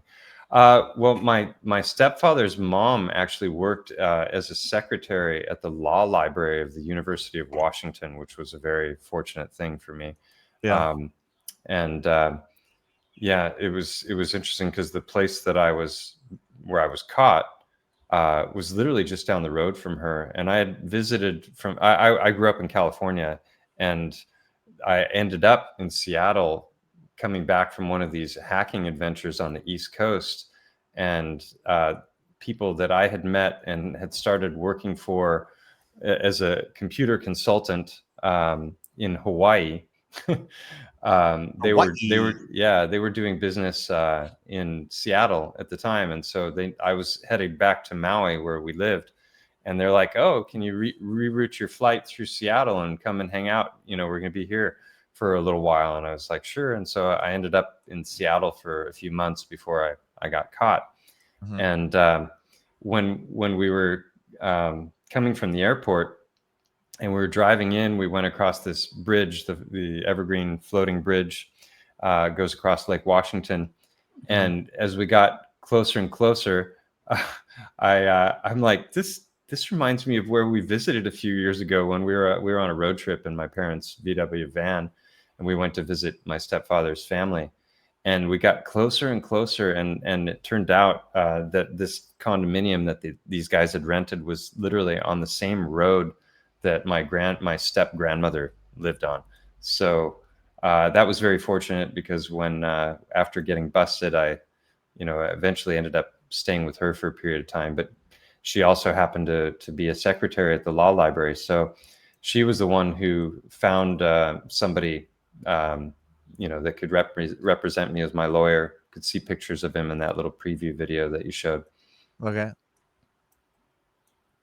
Okay, so you had so you pled, it said in the intro that you pled innocent, which is not a real plea. You pled not guilty, which Not guilty, yeah. which means Initially, the whatever they call it, the US, the DA must prove their case. Doesn't mean you're innocent. It just means they have to prove right, which would have guilty. then gone to a trial. But eventually I changed my plea after the plea bargaining process completed.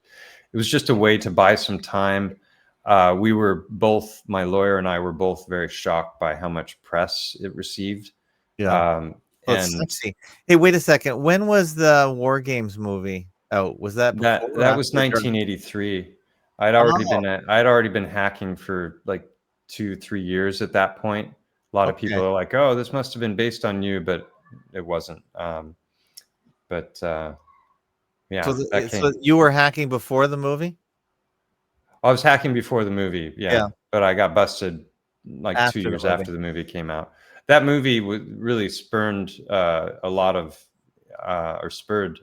the move towards getting legislation for hacking, because all of a sudden, after every teen in the country saw that movie, they wanted a modem and a PC and wanted to try do crazy shit like David Lightman did in the movie. So that was really where hackers started to really be demonized in the press for this anti-Americanism, national security. Well, as we know, all Hollywood movies and books are meant to create reactions to create laws, even if they're based on a fake or phony story. What do you think of that? So that would have been just I something. think so much of it is problem, reaction, solution, and that they create the problems so that they can roll out the solution that they want. Just like we're seeing now with digital ID, it's like they're the ones that have created the immigrant crisis, and now they want to solve it with totalitarianism. Yeah, well, I agree with that. Yeah, so they fake the problem. That's the main thing. That's our angle here. We don't think they actually do the problem, but they fake it. But the laws created are real. See, one of the pejoratives, one of the put downs of fakeologists is we think everything's fake. No, we don't think everything's fake. We think the origin story is fake, and the event is fake, but everything else is real. So the consequences, the laws, except that some of the laws clearly are fake because they don't have proper establishment. They don't have a chain of custody to get from whatever it is we agreed to at birth. That's okay. Yeah, that's another story. But as you rightly point out, does Canada exist? Yeah, well, they didn't dot the I's and cross the T's, so no, actually, it doesn't. We're in limbo, and we've been in limbo land forever since the 30s. So, but nobody's checking, nobody cares, it doesn't matter because we just carry on as if it does exist, as if it's true. We carry on as if it's true. Well, that's how we all live our lives. Everything we carry on as if it's true because there's no time, interest. We don't know what else to do. Look into it. Yeah, we go to our bullshit jobs and make bullshit money, and we try not to get sick or hurt and not die early. That's pretty much the goal of the game, isn't it? As we all live in a yellow submarine. Okay, so anyway, so why did you plea? Why did you do a plea? What was the point of that? Well, once the news broke, there was so much attention on the case, and we were in the plea bargaining process, and it was it was something that my lawyer recommended, that we initially, that I would plead not guilty, and then with the intention later of if the plea bargaining went well, switching the plea to guilty, which is what happened.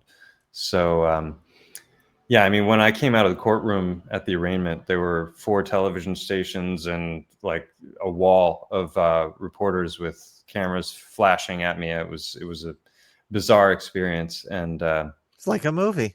it was like a movie. I was in it, and yeah, and so That's our favorite doubting phrase, by the way. Here, like a movie. what? Like Like a movie. Oh, okay. We use that as a clue Oh, for fakery. so good. So you'll be skeptical of me then, because Oh well, I've already got. You I've already got don't mind. comments. You don't mind anyway, do you, Mike? Surely. Mike, no. you know where you are. If you look at the Fakeologist audio or Fakeologist blog where I post this show. So this show is already posted, pre-posted. So here's the title of tonight's show, FAK 1150. Everything we're talking about, I've dropped links, as you can see, as you're talking. Oh, cool. It's not that I'm ignoring you. It's just I'm doing this simultaneously. I've already got show art created by Junior Fakeologist. So you've already got your show art. And then we already have replies. Look, there's already 2 replies to tonight's show. Should we read them? Sure. Hold on. Here's the first one. Hoax, He's a fed. He's a fed. He's a fed. Hoax. And then lame. And then, oh, hold on a sec. Ooh, Dave, what is yeah, this? Did Michael learn his skill at, oh dear, at synagogue? Synagogue. I don't so even know what you mean. Like, well, he says that like a everyone, Jewish including, synagogue, or what? well, he's saying that everyone, including myself, are Ashkenazi Jews because we're all suspicious, you see. So everyone's a Jew to him, including me, probably Frank too. But I'm a rabbi. You're a rabbi, yeah. Okay. And anyway, so he's circling the 1-6 because Dave J is all about the 7 code. So if he ever sees any 7 or anything that adds up to 7, it's a hoax to him.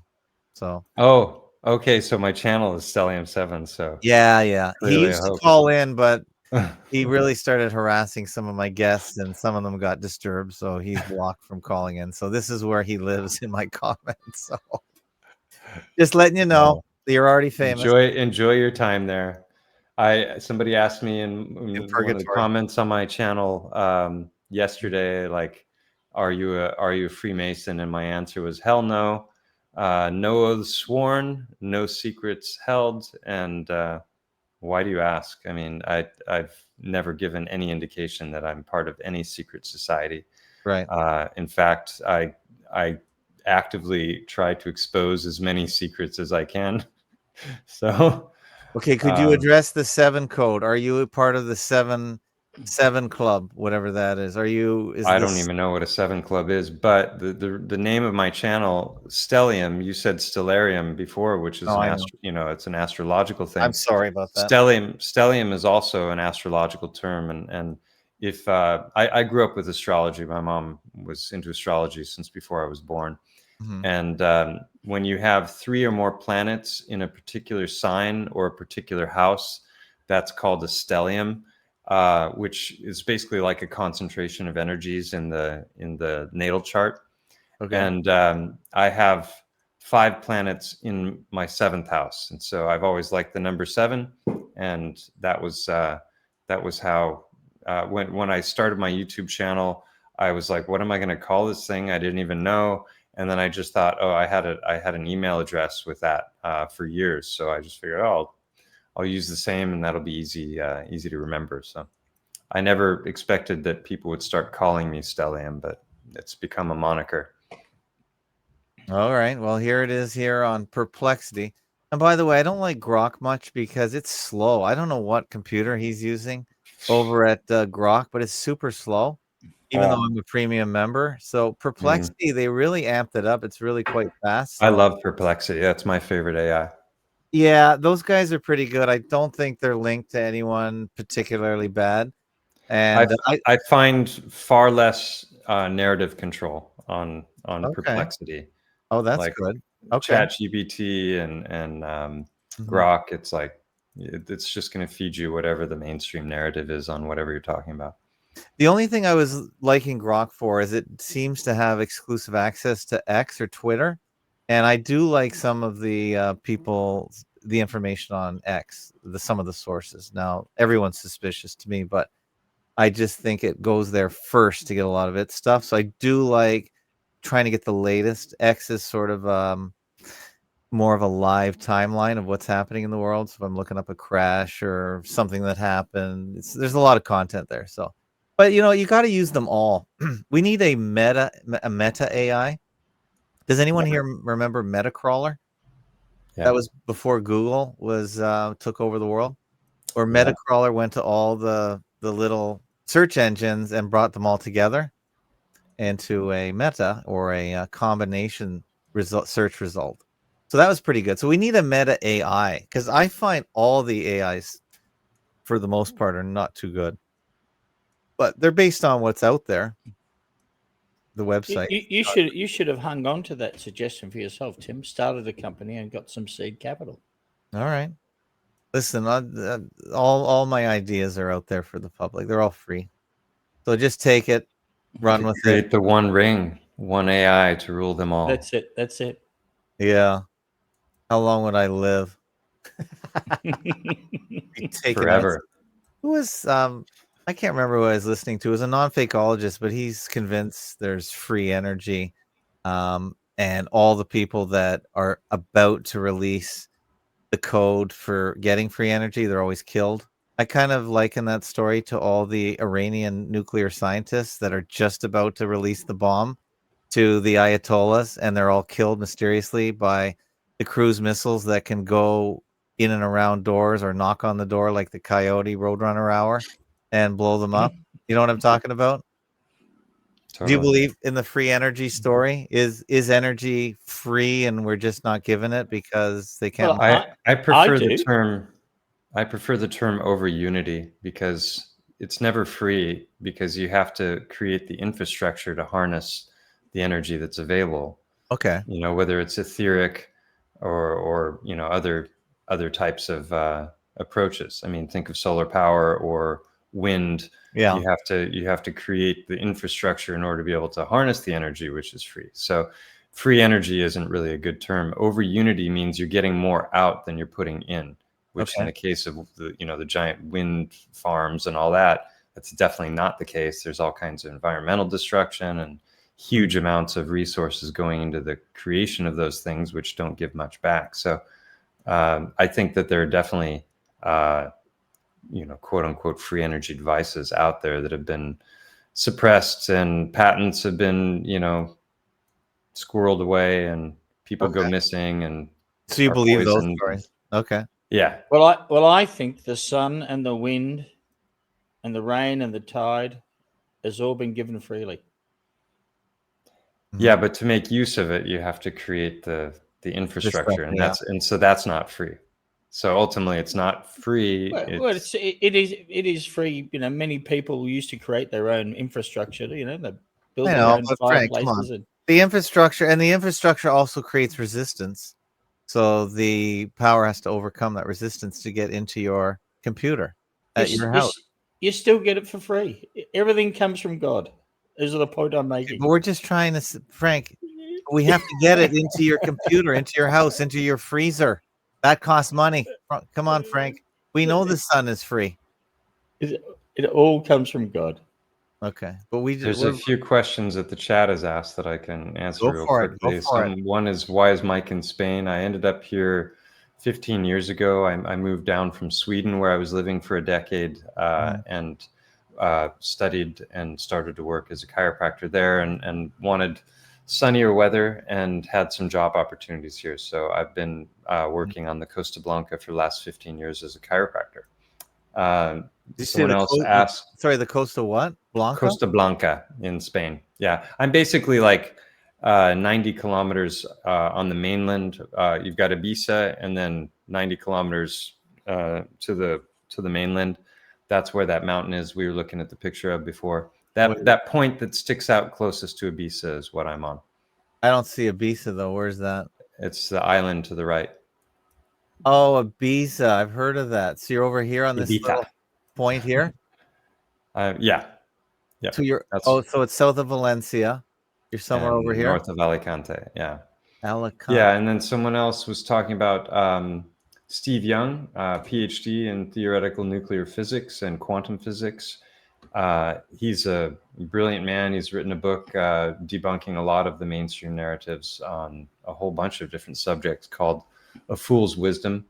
I could definitely talk to him about coming on. He's a close personal friend of mine. Oh, that'd be So, great. yeah, Do you, he's a great guy. well, I'm not really a great researcher. I'm more of a collator. But one of the things that I learned early on in 2012, within 3 weeks, is 9/11 was the biggest deception ever perpetrated in the modern world, and it worked. Until 2012, you figured that out? Well, I was way behind. I was not. Oh, definitely. I know. Well, I didn't. I was a regular person I until knew 2012. it the day it happened, but I had 6 months before I had read David Icke's book, The Greatest Secret Ever. Well, you were And- way ahead of me. What can I And say? yeah, that was like, I'm a late bloomer. I hit puberty later. My voice changed later as well. Everything happened later for me, but I had no better idea. late than never. I had no idea there was this other world out there. I never heard of David Icke in my life. It was just one day I did some research, and Alex Jones. My whole story's on fakeologist.com. But Now you're the fakeologist with 1,150 episodes. No, Impressive. it's well made over, up for your lost time. well, it's actually well over 3,000 because we have these things called audio chats, which aren't all me. They're other people, but I've curated a lot of audio. Most of it's probably trash to some people, but it's okay. It's all there. You can go through it. A few brave souls have, but yeah, I woke up late, and that's fine. I still got wide awake real quick. But one of the things that I learned from 9/11 is that you could fool the whole world and no one would do anything about it. So I just looked at other scary things, and one of them was nuclear, because that was sort of the thing that kept me up at late at night all the time. It's a good thing to talk with Steve Young about. Yeah. So I thought, well, hey, if they can fake all these things, what else is big and scary? And nuclear war and splitting the world in half, and nuclear annihilation and mutually assured destruction, MAD. And then I thought, well, what if they could just fake that? What if they could just say it existed? And I coined the term prospiracy. okay. You've got conspiracy, which is negative, and there's all sorts of deep, dark, scary rabbit holes that people go down when they start to dig into different conspiracy theories, and it can leave a lot of people feeling distraught and afraid and wanting to head for the hills and collect guns. But there's a whole bunch of different conspiracy theories out there that when you actually dig into them, they leave you feeling more empowered. Like, for example, the no virus theory is not a theory, really. That's just, it's a fact at this point. But the mainstream scientific community is either not going to acknowledge it, or they're not smart enough to figure it out. But the nuclear power one was a big one for me. What's your take on that? Because I go right down to Madame Curie, which is an anagram or a Marie Curie, Mercury. Exactly. So I think that it's all a hoax. The whole story is, and it's all based on Einsteinian physics, which is a crock of shit anyway. So that's the thing is that they have to have their fear factors in place in order to justify the military industrial complex and space travel and all of these different things, which are these massive money pits that we all pay into whether we want to or not. Yes. So when it comes to, you and I guess are about the same age, how many times did you worry about the bomb, dropping, or all the time, some psychopath hitting the button all the time? I mean, when I was in high school, not a day went by that I didn't think about mutually assured destruction. Well, they made that hacking movie you talked about before. Yeah, War Games, talked about exactly that, So when you start to dig into the whole nuclear power thing and also the nuclear bombs, you find out that it's just a load of bull. Like, for example, they talked about nuclear winters, nothing would grow for thousands of years. Now, I'm not saying big bombs don't exist. Clearly that they've got, powerful kinetic bombs that can do incredible destruction, and they can include fire and napalm and whatever else they want to add to make it really bad. But when you start to look at Nagasaki and Hiroshima, people were already rebuilding right after the bombs dropped. There was no spike in cancer rates. Chernobyl is a thriving ecosystem, and that was a full-on meltdown, they claim. Yeah, and that's right. and yet, you know, there's 4K drone footage of Chernobyl that it looks like tropical practically. There's so much lush life there. If anything, radiation makes things grow bigger rather than kill them, you know. And people have lived in Chernobyl the whole time, before, during, and after. So, you know, Fukushima, there was these plumes of radiation that the satellites had filmed, and we might lose all life in the Pacific. You know, those were narratives that were being bandied about in the mainstream media, right? That's not a conspiracy theory. And so, yeah, that none of that happened. Now, one little point that one of the contributors here found for us was that any large-scale explosion will produce a mushroom cloud. Well, not that as well, but a signature on a Geiger counter. Yeah. So, Is that you know, just what do you so mean? that's Signature? well, you know how they have the Geiger counter going click click click click click Yeah. click. Well, it was how could his name escape me? Anyway, he found the paper showing that any large explosion, if you have a Geiger counter, it will give you exactly the same result. Yeah, if it's like a mine explosion, or you know, that's it. Yeah, and then you got Galen Windsor, who's like eating plutonium or uranium on stage, and you know, I mean, it's like, are things that are radioactive destructive? You know, do they really lead to cancers? Or, I mean, it's just like, oh, mercury is so bad for us, and that's why there's no mercury thermometers. But mercury was being used in all kinds of tech in the old world. You know, they had these spires that had spherical shaped balls that were filled with mercury, and I'm not sure. There's probably mercury. I'm not sure that's a good idea. But what's your take on nuclear power plants? What's your conclusion? I've got a pretty interesting take. I think they're geothermal.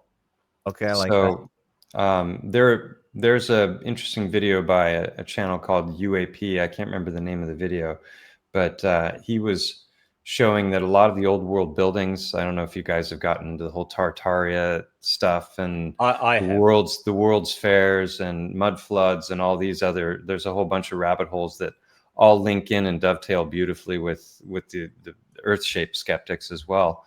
But basically you had a lot of the Greco-Roman architectural structures that are all over the world, that are our Capitol buildings and our libraries and our post offices and all these, that this was the remnants of a former civilization that was worldwide, that was annihilated through cataclysm, and maybe multiple. And so a lot of these buildings, they weren't just massive and incredibly built and beautiful, but they also appear to have been forms of technology, and a lot of different kinds of technology. So very clean, gathering energy from the ether, you know.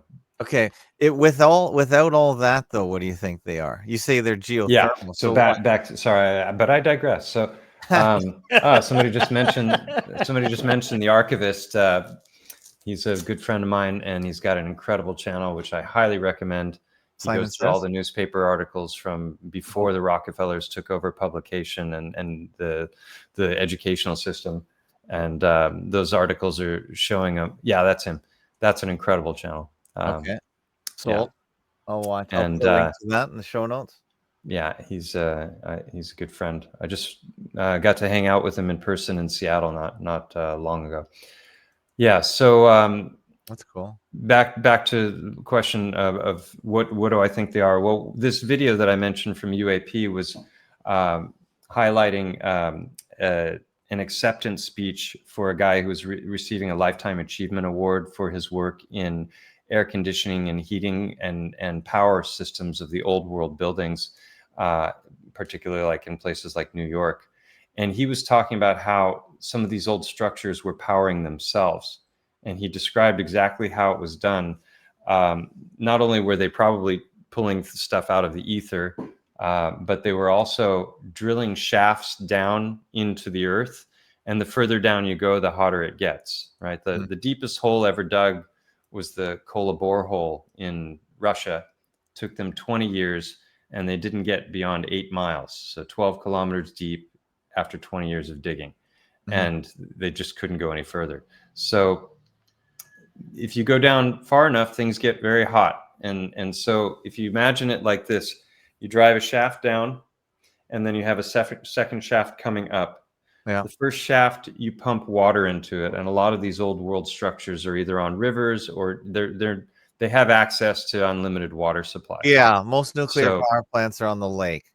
Yeah, and they often are they put them in unstable places, like Fukushima is where 3 different tectonic plates collide, right? So why would you put something so potentially dangerous on one of the most unstable grounds in the world? Well, probably because they're able to access stuff that they need through these fissures without as much work. Okay. But the point is this: if you boil water, it turns to steam, right? Do you know what the conversion rate is on that for 1 liter of water? 1,380 liters. 1,700, I think, is more accurate, but I could be wrong. Yeah. So for 1 liter of water, you get 1,700 liters of vapor, of gas. So that is not only can be used to heat the old buildings. They had these radiator systems, and that gas would be routed through all the radiators to the point where there's old articles where they talk about being able to have the windows open in these buildings in the middle of winter and still be comfortable. Right? So they're able to do that. They're also able to use that expansion of the gas in the same way that steam engines would. You know, the old locomotives, they're running on steam because that expansion can be used to turn turbines. I just rode one at Dollywood last week. There's 2 steam engines there. I talked to the well engineer. built, still functioning. Yeah. Yeah. So then the steam could be used not only to heat the buildings but also to power the buildings. Right. So they would have turbines in the basement floors of these buildings. So all you need is an unlimited supply of water, and you drill a shaft down and a second shaft for the gas to come out. So my guess is that's what nuclear power plants are. They're on these sites where they have access to the water, and we get the fear porn of nuclear power and nuclear bombs and all that stuff. And that's why I coined the term prospiracy, because when that's you really quite dig profound, into it, I think, Mike. I like that. I like that Thank a lot. But the reason why they build the fear porn in is why. My guess. Well, you justify Cold Wars and trillions of expenditures, and you also, a lot of this ties into, this gets back into mining and my research, which we haven't touched on at all, but this manufactured scarcity, because we're told we live on this ball that has a specific amount of resources, and finite, and once those are gone, and for decades they gave us fear about peak oil, and you never hear about that anymore because they're getting more oil than ever, and also oil fields that were supposedly dried up. That's why they got to keep Venezuela off the market and Guyana. They're sitting on so much oil. That's why you had to have the greenhouse problem. The greenhouse gases. Right, and then you get into your carbon the only way credits and all that they could stop the abundance of oil was to make it evil. Well, I think also oil is something the Earth is generating. It's from melted dinosaurs from a 65 million year ago. Yeah, but the point I'm making is, as you said, it's abundant. It's abundant. It is abundant, and it regenerates. And it was getting so abundant, and because these engines and use of oil and petrol gives us basically total power. And you know what? The same thing is with natural gas. Natural gas. It's so abundant they can't keep the price at a decent level. So now they've turned it into a combustion of all gases. Natural gas in particular creates this poison they call CO2, which makes up less than a fraction of a fraction of a fraction. But as long as they can convince people of that, then it goes back to electricity. So, okay, we have to use electricity. So where does that come from? Well, it comes from fake nuclear power plants. but they say they're dangerous, so we can't have lots of them. Otherwise, we'd all be drilling big holes in our backyard and pouring water down them. So Well, this is there why would they be did the prohibition of alcohol, right? It had exactly nothing to same do idea. with, it had nothing to do with people trying to keep, Drinking. you It was a stop the fuel. addiction. They didn't want people having their own distilleries in their homes because the Rockefellers were centralizing and taking over the oil industry. I agree with But that. I mean, oil as well. Like in my hometown in California, there was an oil field that I used to drive through on the way to the ocean. Yeah. And it pumped for years and years and then stopped for like 20 years. And then I went back on vacation to visit my family.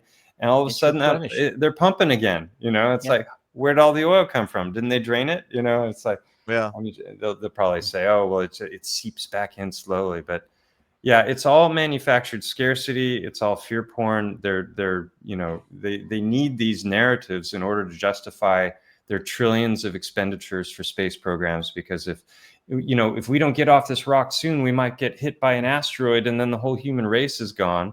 Yeah. And We got to get to Mars. and we got to get to Mars. Like there's something there to go to. It's just I don't an even. illusion. I don't believe the luminaries. And who is are physical objects, they in but- your opinion, Mike? Oh, now we're getting somewhere. What's that? Who are they? Who is they in your Oh, opinion? they. Who's they? I think at the highest levels, we're dealing with black wizards. Mm. Okay. Yeah. You mean I their skin is mean, black? it's all secret society, occultic. It's black magic. It's they've rolled out all the black mirrors. We're all using our scrying devices every day, and that's where most of the illusion comes through. Like if you turn off your TV and your computer and you just get out into nature, now you're dealing with the empirical world, which is what I've focused on my channel when it comes to the research. If it's on a screen now, you can't even tell if it's real or not. AI is so sophisticated in just a few years. I agree. I just was watching the World Series. You watching the World Series, you baseball guy, you LA Dodger guy, you? Once upon a time. I I don't watch sports anymore. Well, I just tuned in because our Blow Jays are back into it. And I was watching one of the commentators on ESPN. I don't watch TV because I don't have TV, but of course now it comes through the internet and streaming and all that. But I was watching one of the commentators, and I said this on the audio chat today, and he looked very cartoonish. And I thought, wait a sec, are they enhancing this guy? Does he have a lot of makeup? What's going on with this guy? I've never seen him before. I don't know who he is. He's on ESPN Sports, but he looked very cartoonish, as if is AI enhancing the image and making his skin really smooth? Because now, of course, we have these 4 and 8K cameras. You can see every pimple on people's faces now. They're too clear. They're too. And at all of these events, it's always like blurry footage. Oh, I know, but that's another topic. But what I'm still getting at is this guy a real person? How long until we have avatars being the baseball commentators? We don't need these people. And then I thought, wow, in the future, we could have our own baseball commentator. So I could tune into the Naked Women Baseball Network and have naked women do the baseball commentary. It'd all be avatars. Like, how close are we to this? Well, here's another thought to. And sorry, all the women in the audience. I know that's kind of creepy. When it comes to AI, the question is, how long have they had it? And have they created the illusion that there's this natural evolution that we're all witnessing? Because the first rounds of what was coming out were very primitive, and they couldn't get the hands right, and the eyes didn't look right. And then within 2 years now, we're at the point where it's almost impossible to discern, even if you're a discerning individual, which most people aren't. Yeah. So my question is, what if that organic development is actually bullshit, and they've had this stuff for decades, and they've been rolling out earlier versions to create the illusion of evolution? So we don't know how much going back 10 or 15 or 20 years of what has been out there has been real or not, if it's on a screen.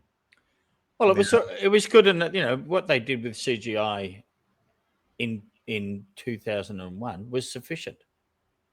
The people's ability to discern and the. Well, that was modeling, though. That wasn't CGI necessarily. Well, whatever you want to call it, was still a level of fakery. Yeah.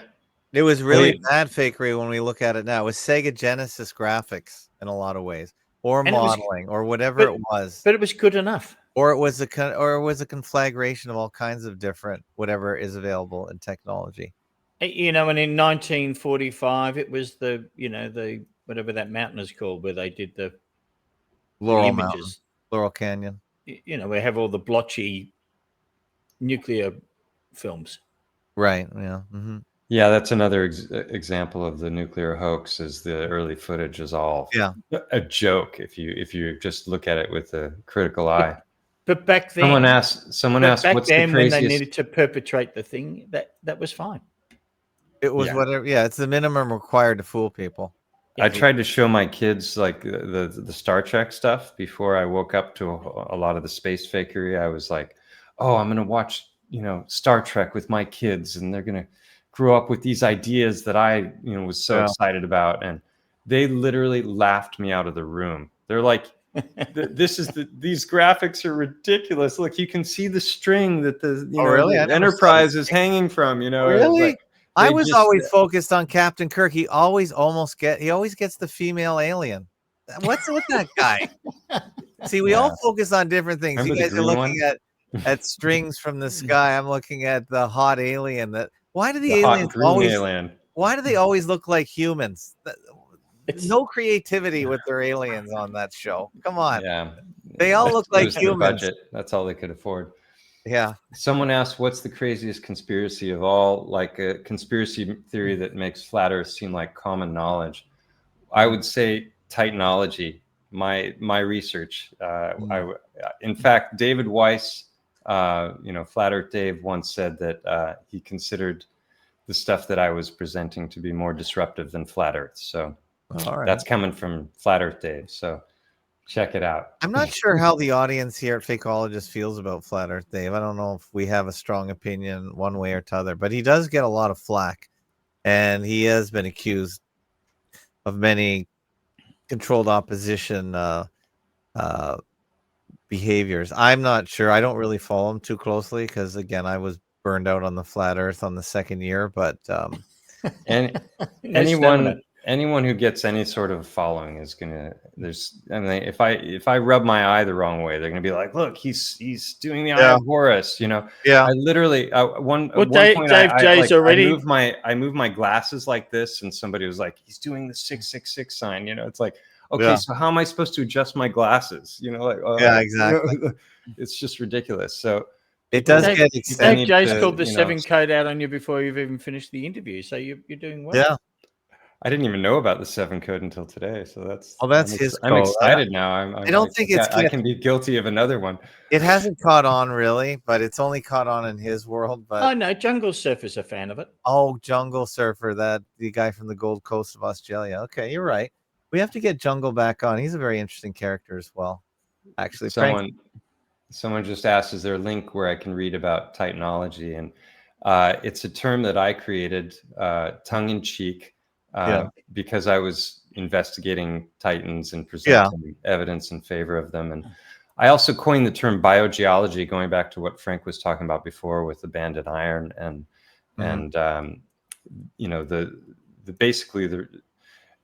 if the things that I've been presenting on my channel, which have to do with Titans, gigantic trees, and instant petrification, and the idea that much of the stone that we see around the world was formerly biology, which even in the mainstream narrative, that's true, because they're saying that the layers of sedimentary stone and then metamorphic stone come about because of dead plant and animal life compressing over long, long periods of time.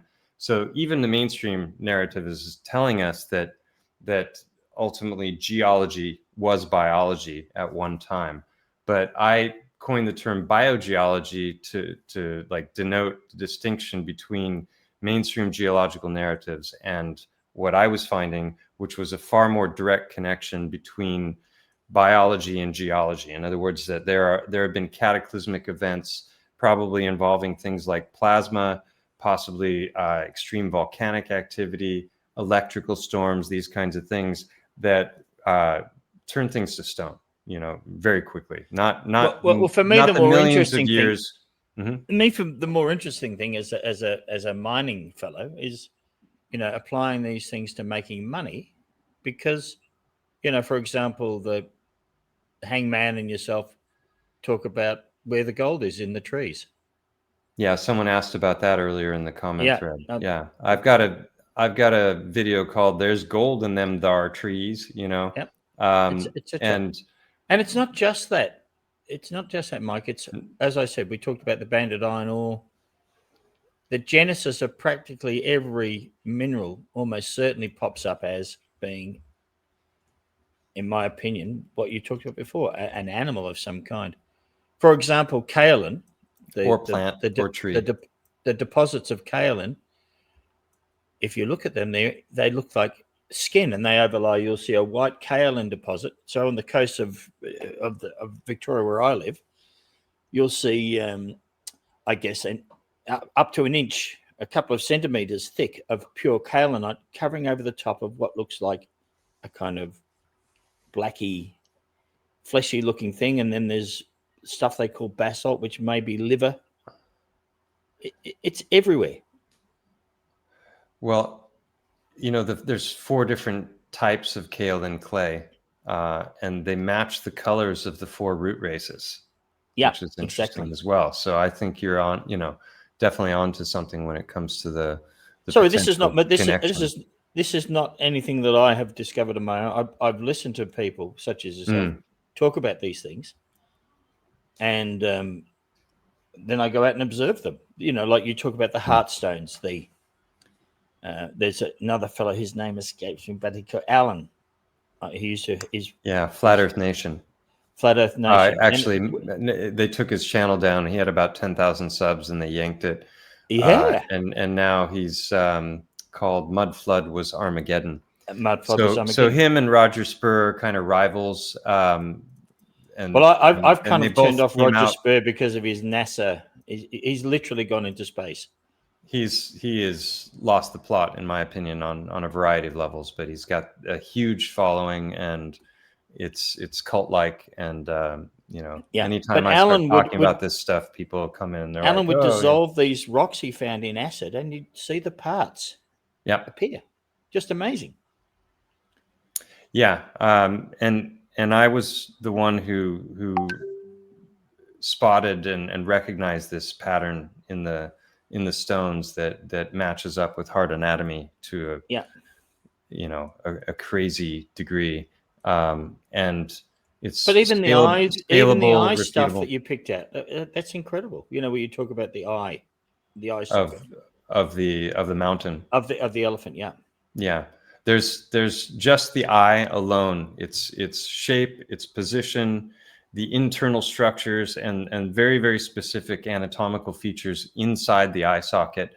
All of that combined, there's over 20 anatomical correlations just with the eye. I've documented over 50 with the mountain.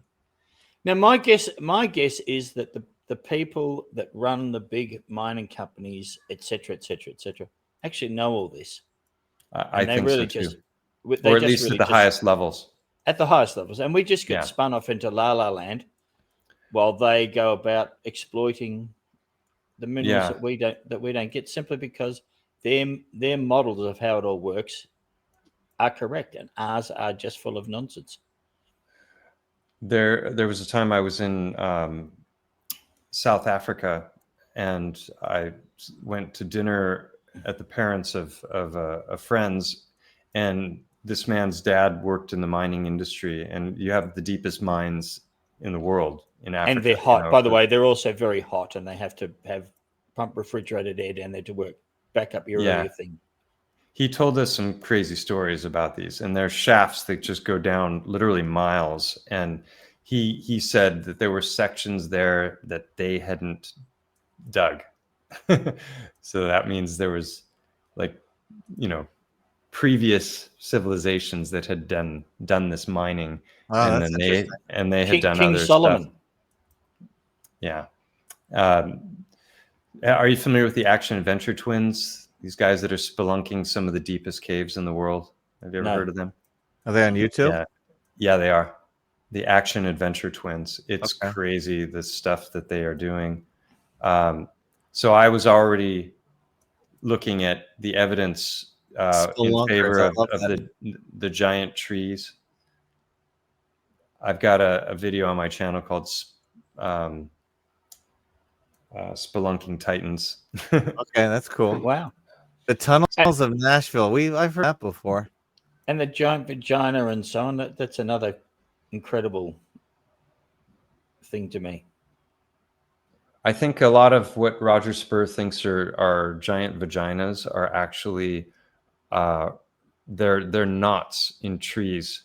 If you look at, there's a lot of stuff that he's a lot of people prefer Roger's answer. Yeah, he loves the giant petrified penises and vaginas. There's no doubt about it. What guy likes a many giant? videos about? I've never met a guy that liked a giant vagina. Just saying. We just lost. Well, I think we just there goes the remaining ladies. There's the one lady. That's the end of the. Sorry, Kate Emma. Can we get back to your the hacking? He doesn't want to talk about this. No, I thought this was why you brought me on. We can talk about the hacking all you want. This is the first time in the 7 years that I've been doing this research that I actually have a marketable product, because I haven't sold anything. People have asked me if I wanted to sell them the stones, and it's just like I haven't been trying to make money off of this stuff at all. But now that I have a book, what's it called? Right here, it's called The Hacker Prince. Yeah. Can you talk about it anymore? Honestly, is that people do buy them, and some even read them? I read a book today, actually. Oh yeah. I did. I just want to hear about. They're like iPads story. made of wood. I just want to hear the jail story. Make sure you went to jail or didn't go to jail, because as he said, we were questioning the. This is all he wants to know. Did they bugger me while I was there? No. You didn't drop the soap, did you? That's only in the movies. I didn't shower. I went 2 weeks without showering. No, You're only 2 weeks. They were worried about putting me in county because I was so youthful. At 19, I looked like I was more like 15. So there was a little concern for my safety. So I ended up being put in what was essentially like a holding cell for drunk drivers and that sort of thing. It was a real jail with real jail doors and everything, but it wasn't. It was not hard time in any way, shape, or form.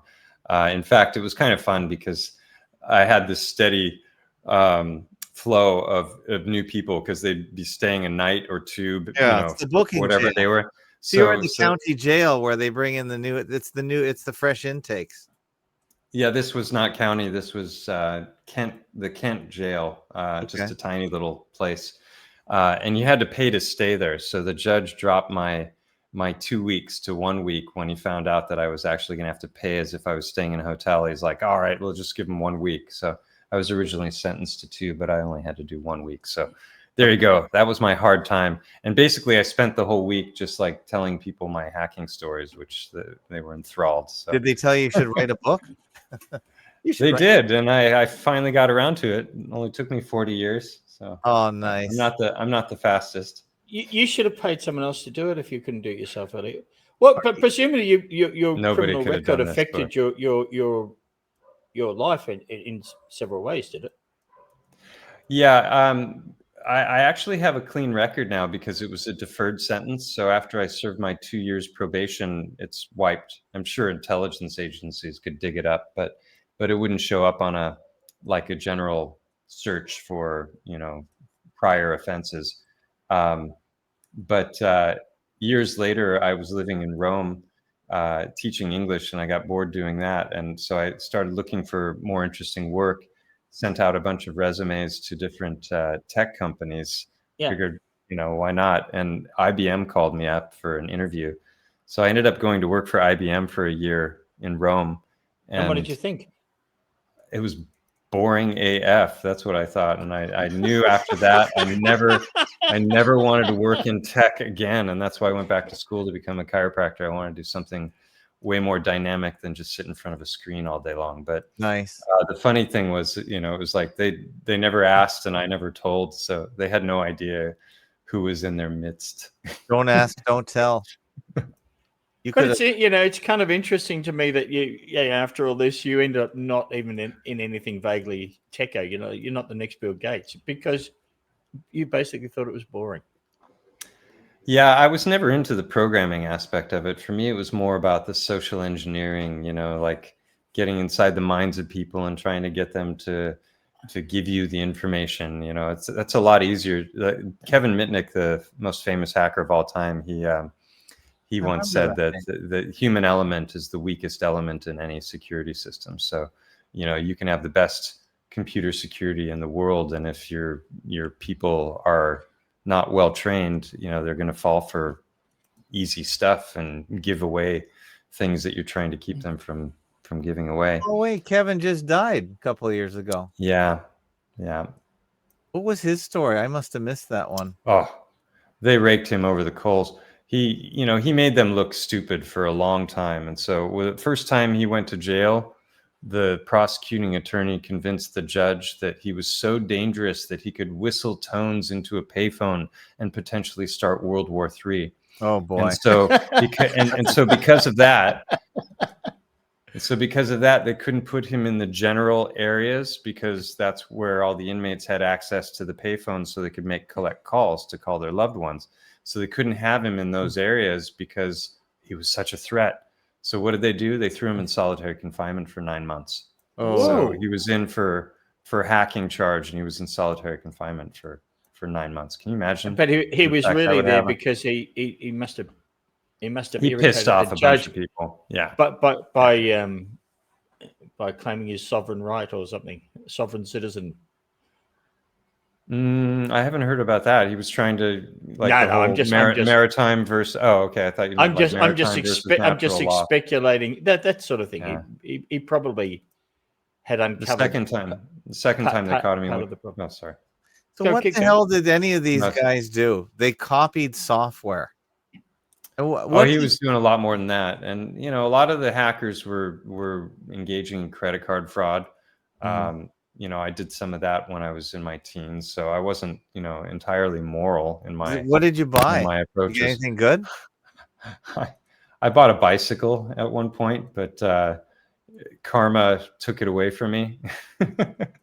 So I talk a lot of, it might sound like we're glorifying things that I did, but I talk about it from a very sober perspective. That I'm 40 years later, adult me is the narrator. So I've got the first person of the exciting adventures that I was engaging in, but then the narration is from a much more mature perspective. So I'm talking about my motivations and rationalizations and justifications. And so it's not a glorification of criminal activity at all. No, I agree. Now there's exciting chapters. The other famous fraudster that there was a movie about that I watched him speak is this guy.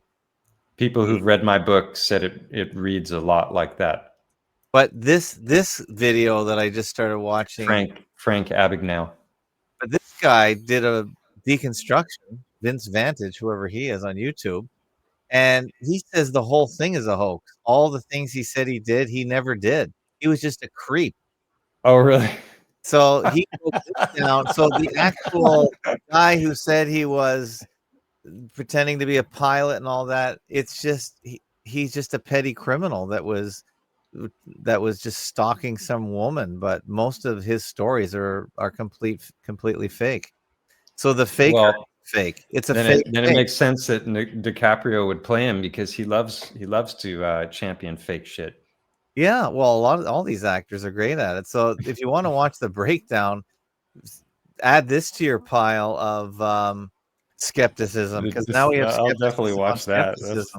I'll put a link to it. I sort of I watched. I don't think I watched the DiCaprio movie, but I watched this guy's story, and now he makes $30,000 an appearance talking about his story. But his story is just that. It's a story. Maybe that's what I should charge.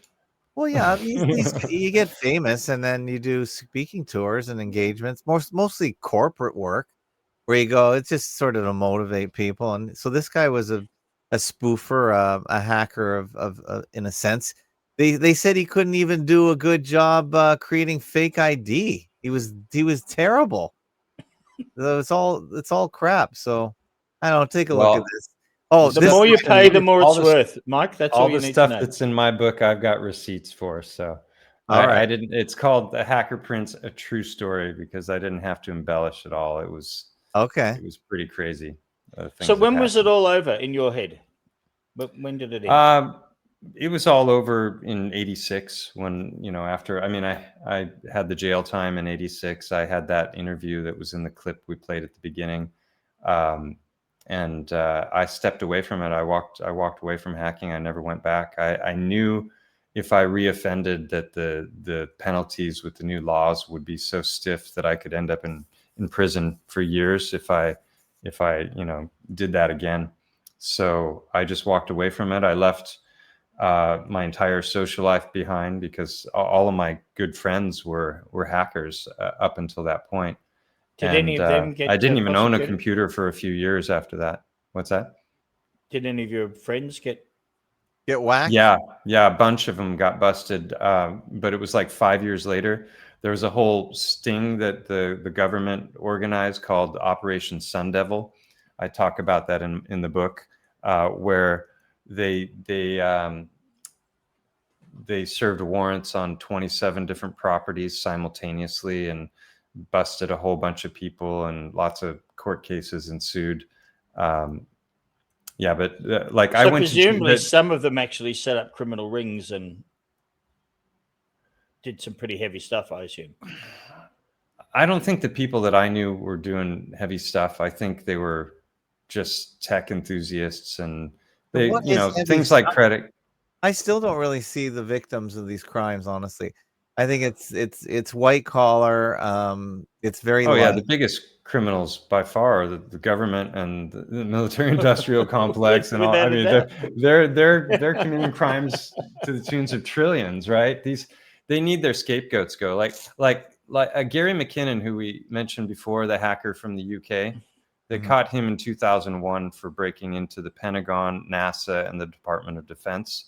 He got into 90 different systems, and they made him look like an evil mastermind who was one of the most dangerous men on earth, because really he embarrassed the hell out of him. He basically wrote a simple Perl script that would ping all of the different computers on their network with passwords like password or blank or 1 through 8, and he got into 90 systems using a Perl script. But they couldn't exactly say that on the nightly news because, how dumb is that going to make the Pentagon look, right? And so they made him out to be this evil mastermind, and they were trying to extradite him for a decade from the UK. There were politicians that were calling for the death penalty because he was so evil. I kid you not. Don't you remember right? this, Tim? That was. He's I still- remember this. I remember this vividly. All this stuff. He still can't leave the UK because any of the other countries that have extradition treaties with the US can nab him and ship him off to the US. So Theresa May ratified the extradition treaty based on his case, to prevent him from having to worry about getting yanked out of the UK. So I'm really thrilled that Gary McKinnon wrote the foreword to my book. Actually, He's the godfather. He's a really awesome guy. But yeah, they demonize the heck out of him. It's the same thing with Aaron Schwartz. I don't know if you've heard of him. There's a wonderful documentary called The Internet's Own Boy. It's all about his life. He was the one who started Reddit, and he was a big champion for free speech and decentralization. And I mean, the original founding principles of the government. Of the U.S. The government that governs least governs best. That kind of thing. And we don't need this centralized control because it can be utilized by nefarious fucktards. Which it is. So. Anyway, I'm trying to find the Gary McKinnon interview again that you did with him. It's search for Hackers from Heaven. It might come up. Okay, YouTube is terrible for searches. Hackers from Heaven. Okay, I'm gonna put that on my list to watch your conversation. Okay. Yeah, that's a fun conversation. That's smart that you labeled it in such a way that it's easier to find, because if you just put Gary McKinnon, good luck finding it. For all the intelligence of the people at Google and whatnot, the internet is still hard to use. It's not good. It's really it just gets to a level of incompetence and stops, like Windows. It just doesn't get better in my mind. So many things are lousy. So many things are too hard to do on the internet. That's what I'm trying to say. Gary McKinnon introduced me to Asperger's, which I still don't believe in. Oh, it's spelled with 2 S's. That's why I don't know. He's trying to be funny. Asperger's. Yeah. That's Napoleon Asperger's. Wilson, Yeah. a very famous fakeologist. I think Asperger's and ADHD and ADD and all these things, I think they're just constructs to sell drugs, and what you're looking at are the mental dysfunctions that come about as a result of all the technology that we're using and all the different ways in which society is totally screwed up right now. Wait, you're Well, letting what about having too vaccines much off the hook? salt? What about having too much salt? Wait. I don't want to let him get away with that one. Oh yeah, no, I think that there's loads of damage that's done by the shots, without a doubt. And my favorite messes with explanation. our neurology and Yeah, that's things. exactly what it is. Because what happens is, I think the poison concentrates near the brainstem, and when that area is deprived of oxygen, as the white blood cells go chasing after the poison, those neurons get short-circuited and or die. And when you break a circuit, it's basically an open circuit, so it keeps firing the wrong information to the brain. So, for instance, if that's the area that tells the brain that your skin is touching something hot, it stays on hot. So you can imagine why these poor children are walking around on the balls of their feet, because they think they're on fire, etc., etc. So it's literally like, and then you have all the demyelinization that's happening as well as a result of the toxins. So right, yeah. So yeah, their I think electrical system's gone haywire. I think a lot of what we call, I think definitely autism, Asperger's, that's an explanation, but I think a lot of what we call like ADD and ADHD is just a symptom of like the dopamine addiction and the swipe culture and, people's attention spans. And then you get all these kids that don't get proper exercise because their new PlayStation is not the jungle gym outside like it used to be. Yeah. It's But video games. But these diets are exhibit horrible.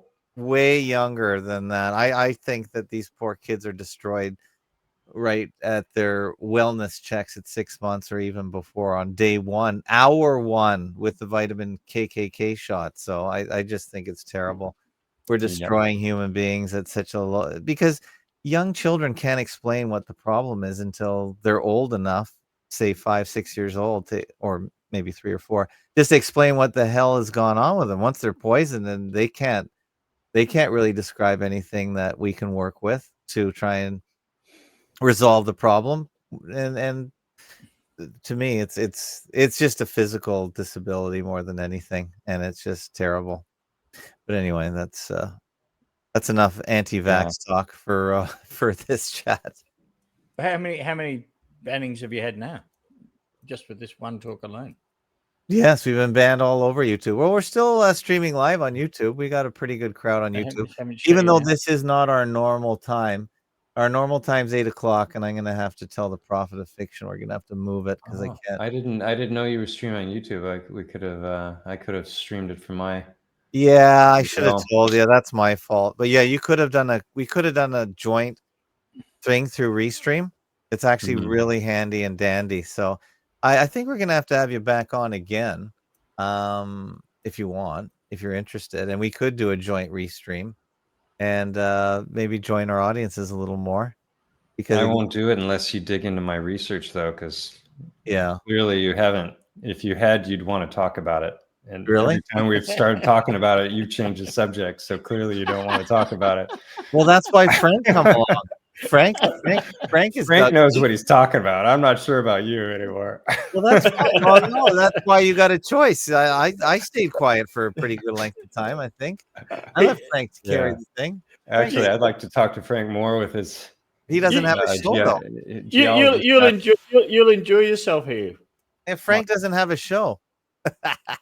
I got the show. I got the keys. But you know what? Everyone got the keys to the kingdom. Everyone has a YouTube channel. Come on, Frank. my thing that got me into all this was actually I was a salt seller, Mike. Salt And mines. And then I Here we go. Let's get some And- salt talk. and then I I got told salt was bad for me and all that sort of stuff. But I was selling tens of thousands, 100,000 tons of salt each year to animal husbandry. It's one of the biggest markets for salt. And I thought, well, what's the story there? Why is it okay for animals but bad for me? Because when I joined the We are salt the company, salt of the earth. my family and friends thought I'd become a killer. I was going to kill everybody with salt.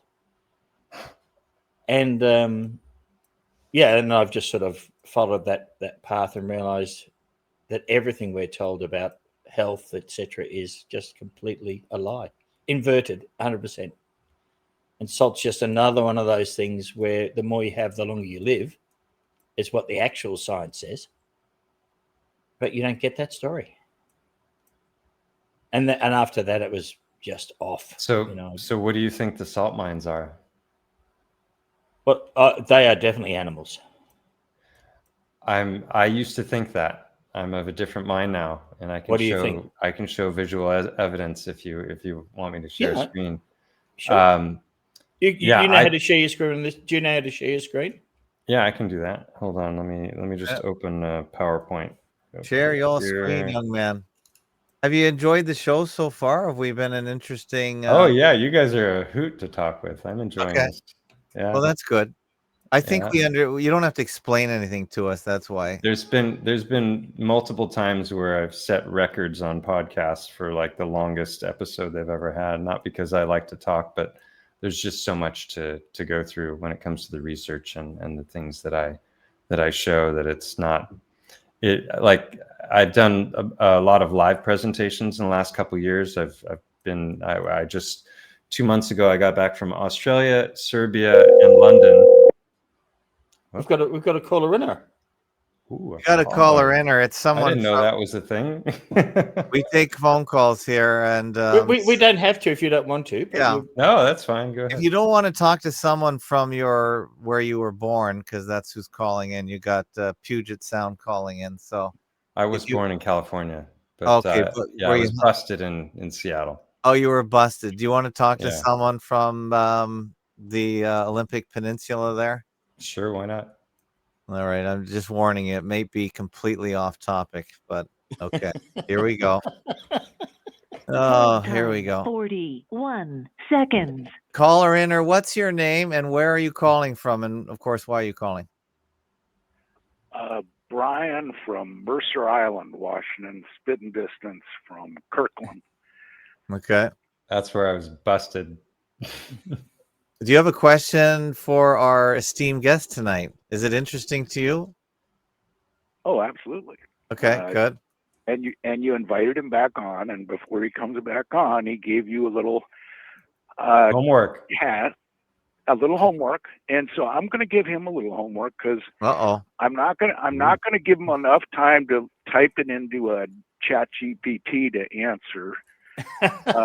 He mentioned totalitarian takeover and totalitarianism, and I got an ism for you, and I hate to put you on the spot, but if you're going to come back on, Alvarado, Tim has had about a half dozen guests on his show, so that would be one place that you could look into this word called communitarianism. Communitarianism? That's right. And type in communitarianism and biochar, and you get a picture of an old guy almost getting hit by a tree that he tried to fell. That's really funny. Well, biochar is a subject dear to. Have you ever had Topher Gardner on? Christopher Gardner? He's like the biochar dude. I thought Brian, this caller, was the biochar dude. Are you saying there's a better biochar dude? Well, I don't know. I don't mean to start a competition, but no. I do. Topher Gardner is he's got a great podcast called Biocharisma, and he's a great interviewer. And Brian, he's a real savant. Come on, Brian. Biocharisma. I know. I want to see if there's biochar Brian and communitarianism getting hit by a tree. But Hey, I can see somebody in the chat room asking your guest, what did you present talking about at Anarcho-Poco? I spoke specifically on the subject of the giant trees. I only had 45 minutes on stage, so I couldn't. There are four main topics on my channel: titans, giant trees, rapid petrification, and the heartstones. And each one of those, I need like 45 minutes to talk about. So I just focused on the mountains of empirical evidence in favor of the big trees. So a lot of people think of Devil's Tower, which is, you know, these columnar basalts that are stretching up that we're told is cooled lava, that there was a rapid cooling that caused an expansion that led to this hexagonal shape to the columns, and that those, along with the tabletop mountains around the world, are data points in favor of the tree hypothesis. But there's way more than that, which most people are completely unaware of. And I started to touch on it before when I mentioned the action venture twins, because they're going down these channels, which I believe are the root structures of the former trees. So there are tons of data points that are all empirical based, that and I was actually just about to show. Let me show some here. Show the salt. I'll share the entire screen and I'll go straight to the salts. Hey, did you meet Jeff Berwick? I did. I've met him 3 times because I spoke twice at Librepolko as well in Serbia. Okay.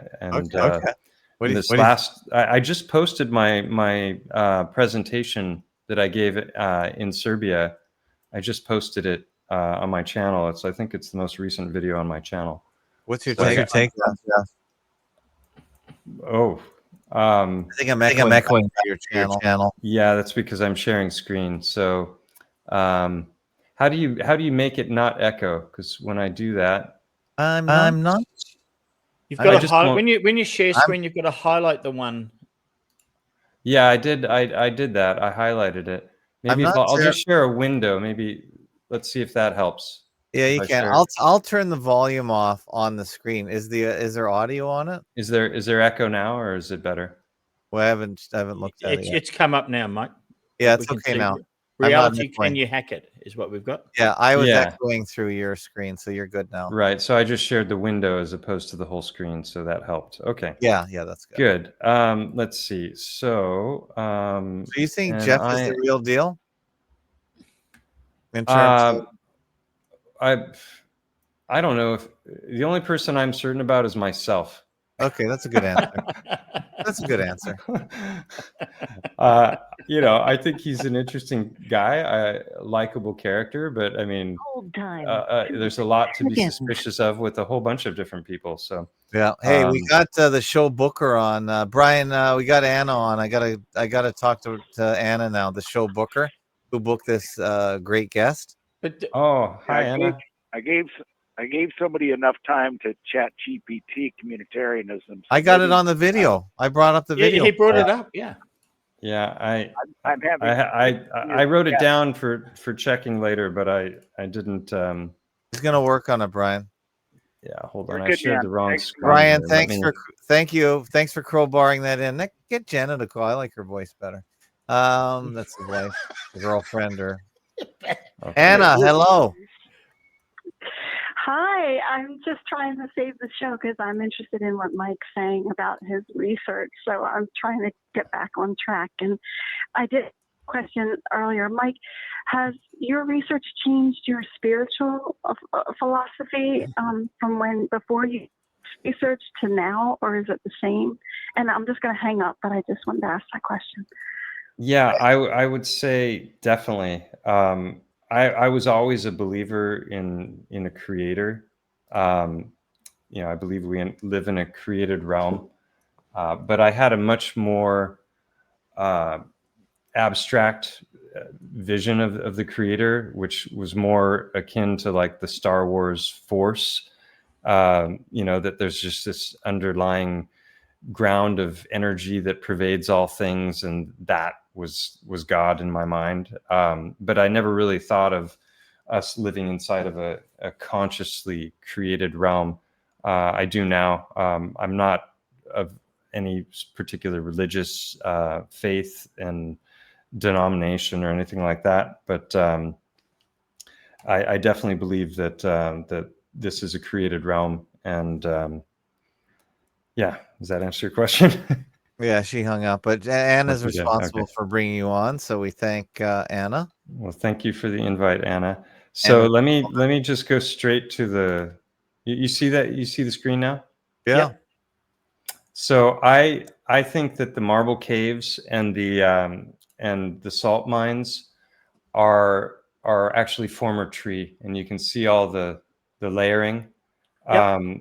And I know that there's a lot of, like, particularly the Himalayan salt that has this pinkish color that has a very fleshy look to it. But these are the marble caves here. Yep. And we're told that all of this stuff is happening through sedimentary layering and compression, but how does that explain concentric rings then? Right? How does this kind of stuff form if things are just laying down, and compressing over long periods of time? I And think it also, makes, and what's consistent with that is a lot of the largest deposits are in the Himalayas or the Himalayas, depending on what school you went to. Where you have those giant mountains probably are trees, aren't they? The Himalayas are probably. Yeah, I think a lot of the biggest mountains in the world are tree. These tabletop mountains, like the Tepuis in Venezuela. I'll show pictures of those in a moment. But here you can get a taste of this. Looks, it looks very much like tree grain in every way, like the knots of a tree. So I used to think that it was Titan flesh, but now I lean towards former tree. Yeah. And there's so many sites around the world that if you just look at it with different eyes, like this one here, you see that this is clearly tree grain and tree knots. And the idea that this was formed through some kind of sedimentary layering is absurd, in my opinion. I agree. Yeah. And you can really see the detail when he pans back. Like, that's obviously wood, but it's not. It's stone now, right? So it was wood once upon a time. This is the banded iron that you were talking about. Yes. And so if you think about the sedimentary layering model, then we have to buy the idea that the Earth did something red for a while, and then it went to white, and then it went back to red, and then it went to white. And it's just doing that over and over and over again, and you're never going to get. But look how much that looks like meat. Yeah, but it also looks like tree as well. And when I go, into great detail with the tree stuff, this is kind of how it all started for me. This documentary here was looking at these tabletop mountains, and you can see that there's a lot of structures around the world that if you just look at them with new eyes, like those, and water flows over the top of them. Through endlessly, and it's not the old roots, and it's not coming from rainfall. It's categorically impossible that it's rainfall. Yeah. So those are coming up through what they call artesian wells. Oftentimes they're using these anatomical terms to describe geology, which is also a fascinating thing. But even if you bought the sedimentary layering model, how do you explain these concentric rings here, right? If things are layering down this way, then why would you get these concentric rings? These are just questions that I asked along the way. It's like a big tree. Well, your problem is that you don't understand geology properly. Right. I'm suffering from the Dunning-Kruger effect. Yeah. Right. I know a little bit about something, so now I think I'm an expert. So I've founded my own ology. If you want to understand, I'm all for that. Fakeology. So anyone that's right. a fellow we ologist, birds of a feather. Yeah, exactly. I had no word for my study, and I just made it up. And then, of course, Donald Trump stole the word fake from me. and really Oh. kind of made it stinky. But yeah, Yeah. I was calling So- media fake before he was. This is, I think, one of the most obvious examples, but this is a hotly contested subject. The idea that this might have been a tree stump. Roger Spur thinks it's the Achilles tendon of a Titan, and I would say, where's the rest of the Titan? And Well, he showed you. It's all over to the right there. It's all splashed down. Oh, okay. Yeah, but the mainstream narrative is also ridiculous. They're saying the Earth was this tall before, and then lava came up and rapidly cooled. Probably, like the event that led to the Siberian permafrost and all the mammoths getting frozen. And then over 50 million years of time, all of the Earth just vanished to where I don't know, exposing this. That's the mainstream story, but obviously the mythologies are talking about, the world tree. We have these old maps with the 4 continent system and what they call Rupus nigra at the center. There's all these truth drops in Hollywood, of things like Avatar-sized trees, that it's on another island that they're going to mine for unobtainium. And they're killing all the indigenous peoples in the process. Like, sounds familiar. But this is what the ancients believed. And when it goes back, when you look at the Devil's Tower and you just think about lava, this is what lava does. There's never a straight line anywhere in lava, right? And yet, through a process which no one can witness and can't be reproduced in any kind of an experimental setting, lava supposedly created these structures. And how do you get the columnar basalt, and then you have an even larger hexagonal structure? Like that's how plant life grows, right? And then you get all these swirls. This is Devil's Tower, or Devil's Postpile. I got to climb up on top of that as a kid. And so even if you buy the mainstream narrative with that, how do you explain structures like this? Or this? Well, the way you explain it is you go to Princeton. Oh, yes, and you talk to geologists who've been brainwashed by their paradigm. You spend 28 years getting to your position of professor, and then when you realize you're going to lose your job if you tell the truth, you explain it. You become very creative at... Yes. It's too bad we don't have Gaia. He was our fakeologist geologist. Oh, I've had run-ins with Gaia. Oh, you know who that is? That guy's a prick. Oh, how did you connect with Gaia? Oh, he was in a Discord that I was in years ago, and he started mocking me because of the things that I was talking about with limestone on the mountain. And he said, if you just look at it with your naked eye, you'd be able to see that limestone is formed from compressed shell and mollusk and coral, and these have been compressed over millions of years of time, and that's how the limestone layering has formed. And I'd been hiking the mountain for 10 years at that point, and he's just like, he wouldn't look at any of the information. He's just mocking it because of his great knowledge of geology. And so I went out with a 1000x microscope to look at the limestone up close, and there are no hints of any of those things in any of the limestone.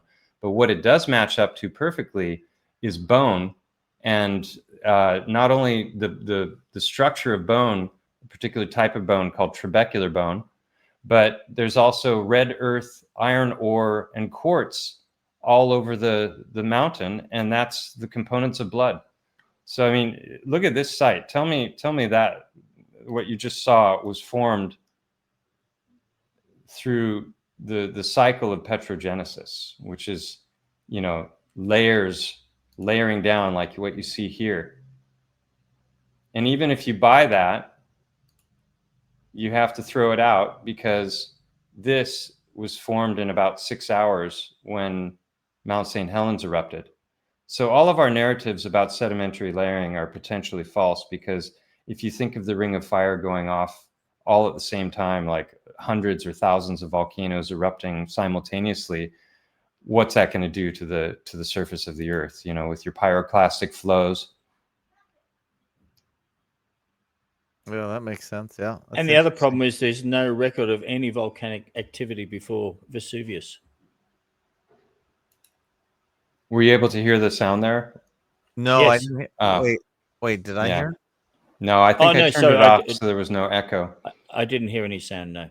Okay. Yeah, no, he's just talking about that. That guy is a geologist, and he's saying this is such an anomalous thing because, you know, we thought that these take tens of thousands, if not millions of years to form. But here, with the slurry flows of the Mount, you know, the Mount St. Helens eruption, these formed in a matter of hours. So if it can form in hours there, then how much of what we see around the world? I mean, when you go to the mainstream narratives about the age of things, they're giving us this, right? They know how old things are because of what layer they're in, but they know how old the layer is based on what's in the layer. So you get circular reasoning there. And then they find a bone that passes through 4 of the layers or 5 of the layers.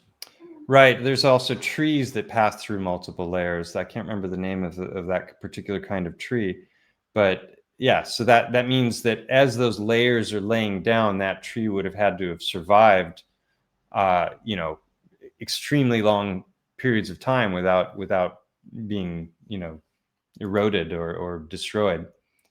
So that's the cycle of petrogenesis: sedimentary layering, metamorphic rock, then it becomes magma, it gets spit out, becomes igneous rock, and then we have all the plant and animal life again that are dying, and it's just like rinse and repeat. And that's how all of the stone on Earth is supposedly formed. And you know, with some of those images that I showed before, I think the notion is absurd. This is what bone looks like here. You can see this trabecular bone is what this is called. This is what it looks like under a microscope. This is what I was presenting that Gaia was mocking. And I was showing these different structures and showing that there's channels that are bifurcating. So the mainstream narrative is that this is formed through water erosion, but that's categorically impossible because water doesn't like flow and then like make right-hand turns and start carving channels, right? So and looking at these stones up close, there's no hint of fossil in any of it. But what it does match up with perfectly is bone on a very large scale. And here you would see the cortical bone, which is the thick portion, the sides, where there's very little vascularity. There's no blood vessels going in there. But the cortical bone is going to be thick blocks like what you see up here, and there's going to be very few channels. And you can see this one has a chunk broken off, and there's literally red earth coming out of a small channel here. So that's when I started looking at blood composition, the breakdown of, you know, you've got your red blood cells, you have your blood plasma, which when you take all the water out of blood plasma, looks a lot like quartz crystal. And what's all over this mountain? Stone that looks like this with iron ore caked to it, red earth in the channels, and lots and lots and lots of quartz crystal. And for people, well, for what it's worth, I have similar conflicts with that man, Guy. Okay, nice with to Guy, know because that, just on the simplest thing, he tells me he's a geologist, and I said, well, if you're a geologist, then you spend your working life assuming the Earth is flat, because you must be making computer models of your ore bodies.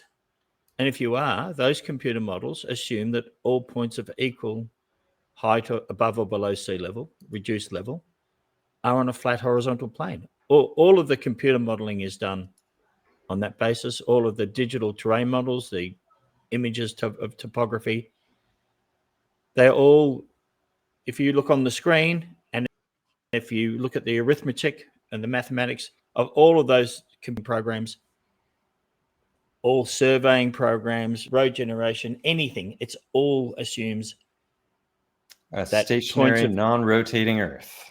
Yeah, and that all points of an equal height above sea level lie on a flat horizontal plane. Yeah. And he, you know, he just won't admit that he even makes ore body models for that reason. So you end up with a complete impasse where people are not going to be straightforward in their comments. I didn't find him to be a man of integrity. Well, he's not there, as far as I can work out, to have a discussion at all. There's some kind of disruptive aspect to his behavior. No, he's and not. Hopefully, he was not us talking open-minded. about him this way will bring him back onto. Yeah, we don't know where he went. Yeah, I'm not missing much.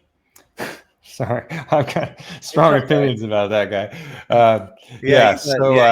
You really had some mix-ups. He must have been on your Discord because he left ours years ago, so must have it was transferred over. The Discord he was on no longer exists. It got yanked at some point, but so I mean, when it comes to my research on the mountain, just to give people a sense of how in depth it is, I was looking at the scientific method. I thought this is a crazy idea. I started on Google Earth initially, looking at the photos, and I noticed, wow, it looks like a rib cage. The eye is in the right place. There are these cutouts where the head would meet the shoulder. Looks like a spine. There's actually a deep canyon right between where legs would be.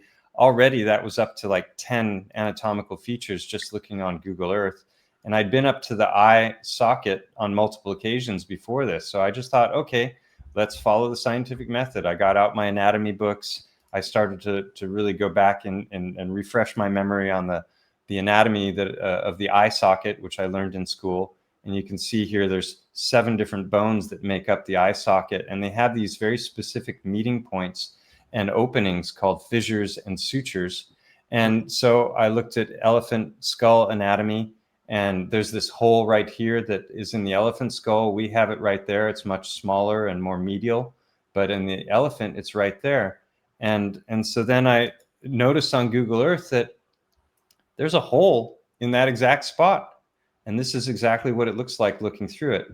So already, like, just looking on Google Earth, I was blown away, because there's a concept called pareidolia, where something looks like something, but it really isn't something. And I was already well aware of that. And I'm like, is this pareidolia? But the longer your list of specific anatomical features gets, the less likely something is to be pareidolia, or at least it should work that way, right? Unless we're in a simulation, or the creator is messing with me. What were you going to say? Getting back to the conspiratorial aspects, didn't Google actually change the flyover image at one stage? Yeah, I'll show that in a second, but let me just show. Here's 3 very specific features inside the eye socket. So this is the eye socket, not this area here. The eye is there, and there's a line there that's a suture line between the frontal bone and the maxilla. We have the line in the exact same place. You can see it here, right? And see how it comes up and jogs? And this is that exact portion in the cave. This isn't a crack in the cave. These are 2 overlapping stony structures. And you can see it does that exact same little jog. Like, how specific is that in the exact location? And here's another one. This is the optic fissure where the optic nerve would go inside of an elephant skull. This is in that exact location inside the cave. So those are highly specific. That is a coincidence, though. That's you. Yeah, and then the question becomes, how many coincidences does it take before something goes from being far-fetched and harebrained to being a possibility? And then how many before? Well, it's the a reason you don't plausibility? understand that is because you haven't done your PhD in statistical analysis. Frank, careful with your sarcasm. No, but I've done a whole heck of a lot of games of chance, and I know odds, which might even be better than statistical analysis, right? So, and then there's this section here exactly where an ear would have been attached that looks like maybe an ear was torn away, right? And I hypothesized that there might be a cave up there, and I didn't know it, but there was a cave, and I found out later because I was looking for the name of the road so I could hike up and try and find what I thought was a trail. It wasn't a trail, it's just a sea of broken rock here. But I was going to hike up there and see if I could spot anything. And while I was looking for that, I came across this Google search, and there was a whole team of archaeologists that had gone up and explored a cave exactly here, right in the center of where, you know, it looks like there might have been an ear attachment. They went in with 3D mapping, LiDAR. They've got 3D fly-throughs with, like, you know, the cameras where you can wear the red and blue glasses.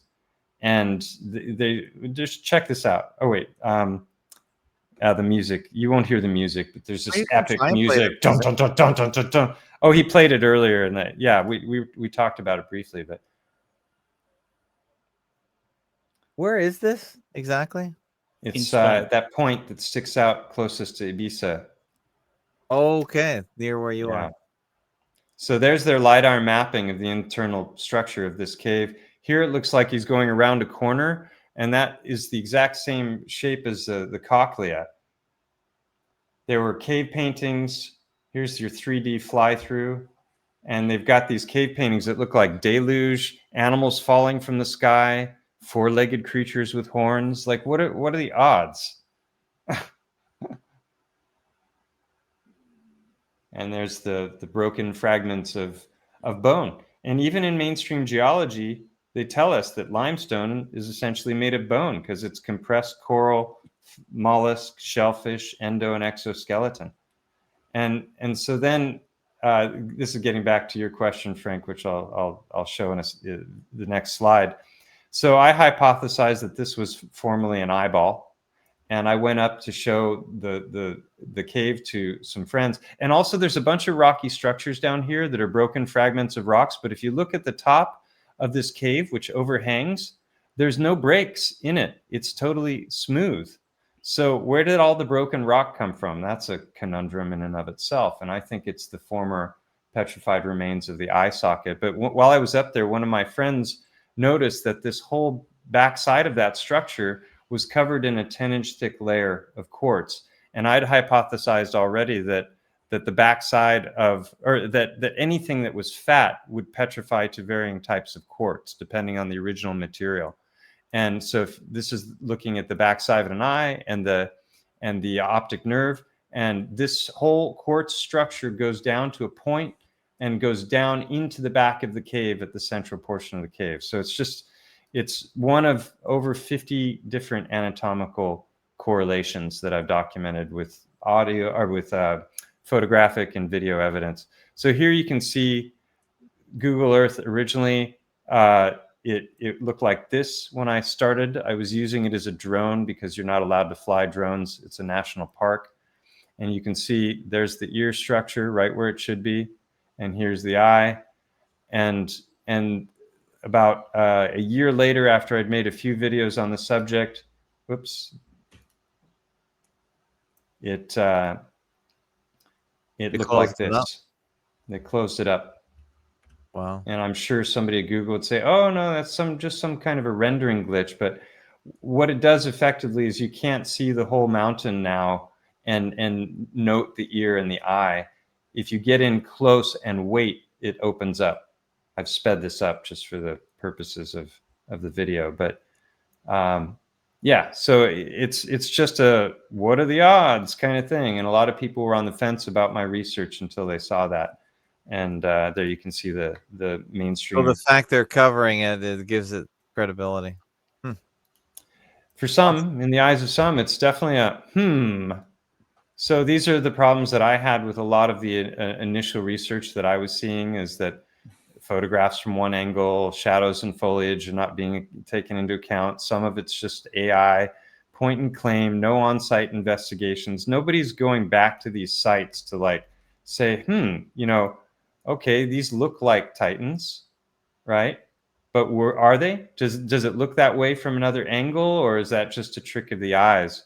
There are some sites that are worthy of further investigation, like this one, but to my knowledge, nobody has gone up and gotten any footage inside these caves, because if this was a being, there should be some evidence inside the eye socket that matches up with the anatomy, like I've shown with the mountain. So, that's a whole lot of stuff to go about. And then along the way, I came across this stone in a river bottom. You guys still there? Yeah. Yes. Okay. So I picked this up, and after looking at it for 30 seconds, I'm like, holy moly, this looks like a heart. And I started to recognize very specific anatomical features, which I'd studied in school. Here's the aorta and the vena cava, the two biggest blood vessels in the body. They're on the back side towards the top of the heart. And on the front side, you have the coronary artery opening and what's known as the coronary sulcus. And then this is your left atrium and your left ventricle. And right between that, I'll show pictures of fleshy hearts in a moment. You have this fatty area that is very common. And then you can see this section here, which would be your pulmonary arteries. And this is known as the isthmus. This is a very specific anatomical feature. This is what it looks like in a dissected fleshy heart. So already in the river bottom, I noticed that there were probably 8 different anatomical features. I brought it home. I got out my anatomy books. I started looking at it. By the time I was done and I got an endoscopic camera to get inside the chambers, I looked at it with microscopy. By the time I was done, there were over 24 anatomical features. And this is what fleshy hearts look like. And you can see that sulcus line that I was talking about. You see the fatty structure. You see the aorta and the vena cava are on the upper back side where those other holes were. This is giraffe. This is elephant. They change shape a lot, but their overall structure is the same. And so again, thinking of the scientific method, I was like, well, if this is true, I should be able to find more. And I went out into the rivers and to the mud and different places and started finding this reoccurring shape. Now, this is early days when I took this photograph. These aren't nearly as good as ones that I have now, which show far more specificities. But here you get a taste of the different shapes that hearts can have in that fatty layer. So it's scalable, it's repeatable, it's highly specific, and it's also predictable because I've seen rocks that are buried, 2/3 buried, and I can recognize which portion of the heart I'm looking at, and then pull out the rock and predict what the other sides are going to look like. So if you look at this structure here, and then we go back to what I was talking about here, you can see the stark similarities. I broke them open. They're white on the outside and fleshy on the inside, just like a heart. I had them CAT scanned. I went in with endoscopic cameras. This is what the inside of a heart looks like. It's not smooth like you would expect. It's bumpy. And so you would expect a petrified heart to have bumpy inside rather than smoothed out by water erosion. So it's just an incredible find that literally turns geology on its head. Wow. So these are big animals that were there. It's every size, from rodents, small creatures, so they all up get to petrified? giants. Yeah, so I think you need to explain your views on why the hearts get preserved as well.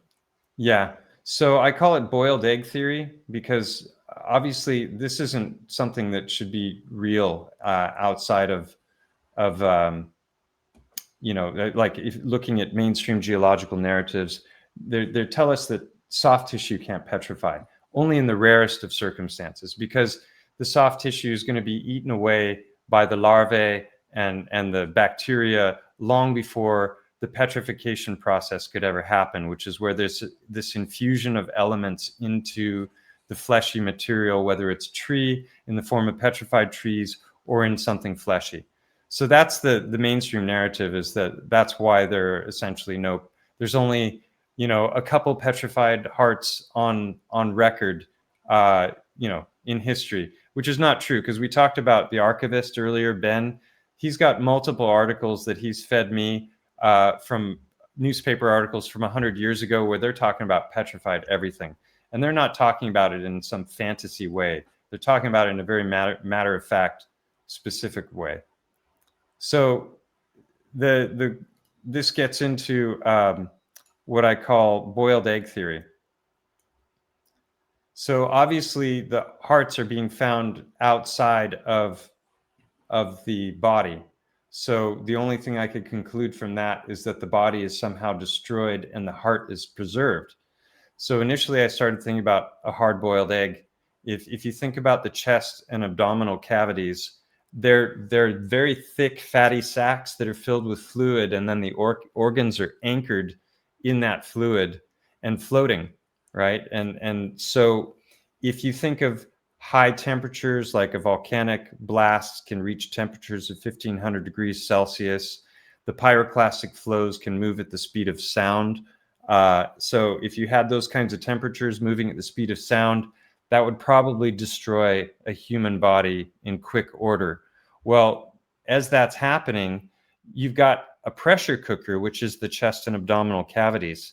So if you think of the fluid that's in those cavities boiling, and then if you put something in a pressure cooker, it cooks far more quickly and with less heat required.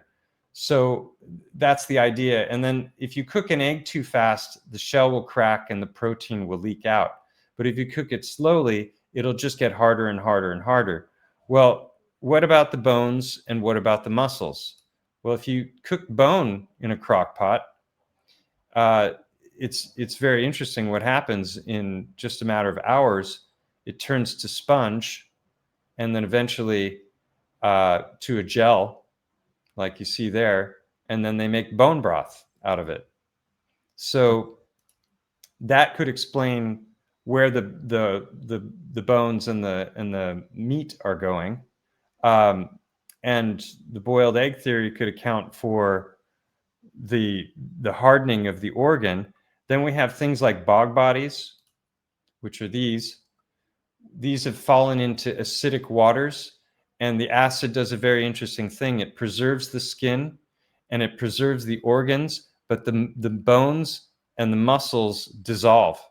So what it does to the organs is it hardens the organs. So if you think of this as a sac that eventually would get breached, those hardened organs would exit, and maybe they wouldn't already be stone, but maybe that process would be finished off by the paramineralization process, which is this infusion of the elements like I was talking about before. It's not so far-fetched. There was a 18th century scientist named Girolamo Sagato. There was another named Paolo Guarini. They had the secret to petrifying all sorts of flesh, and these objects still exist in museums in Italy to this day. Petrified brain, petrified kidney, petrified hearts, petrified lungs. Oh no, that looks like placenta. You know, so their secrets of instant petrification died with them, but there are lots of examples in the fossil record of anomalous finds. My theories about fat petrifying to quartz can be seen here. This is petrified whale, and this is petrified dolphin. I could have them reversed, but you can see where this chunk is broken away, that it's quartz crystal inside. So this is an empirical example of fat petrifying to quartz. And then we have all of these different kinds of stones that our bodies make, right? We have gallstones, kidney stones. There's bezoars, which are the size of baseballs that are like kidney stones inside of cows or horses. And if you take cross sections of these, they look exactly like geodes. So what are geodes, right? Are they really coming about the way we were taught, or is it possible that when we're talking about geology, what we're really talking about is biology? Wow. And yeah.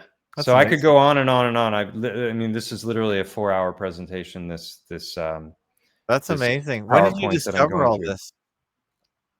Well, the Earth-shaped topic 10 years ago got me questioning a lot of different narratives. And when you start to look into space fakery and NASA and everything that's happened since, what you end up with is a whole lot of conspiracy rabbit holes that I'll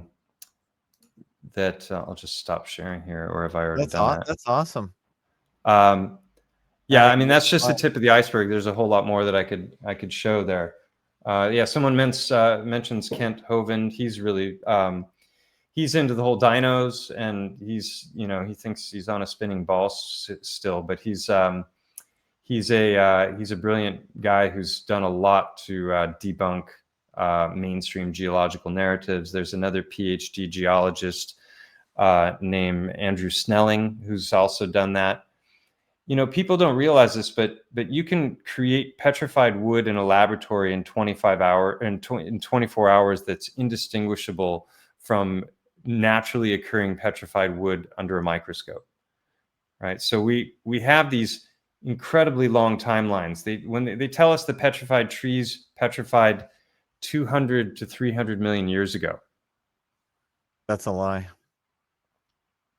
Yeah, I mean, there's a lot of stuff that we're supposed to buy that's been, you know, presented as indisputable fact because, you know, the scientists all, you know, are in agreement, and scientists have never all been in agreement about anything ever. So as soon as you hear statements like that, like we did during COVID, Yeah, it should wake you up to immediately that they're lying to you.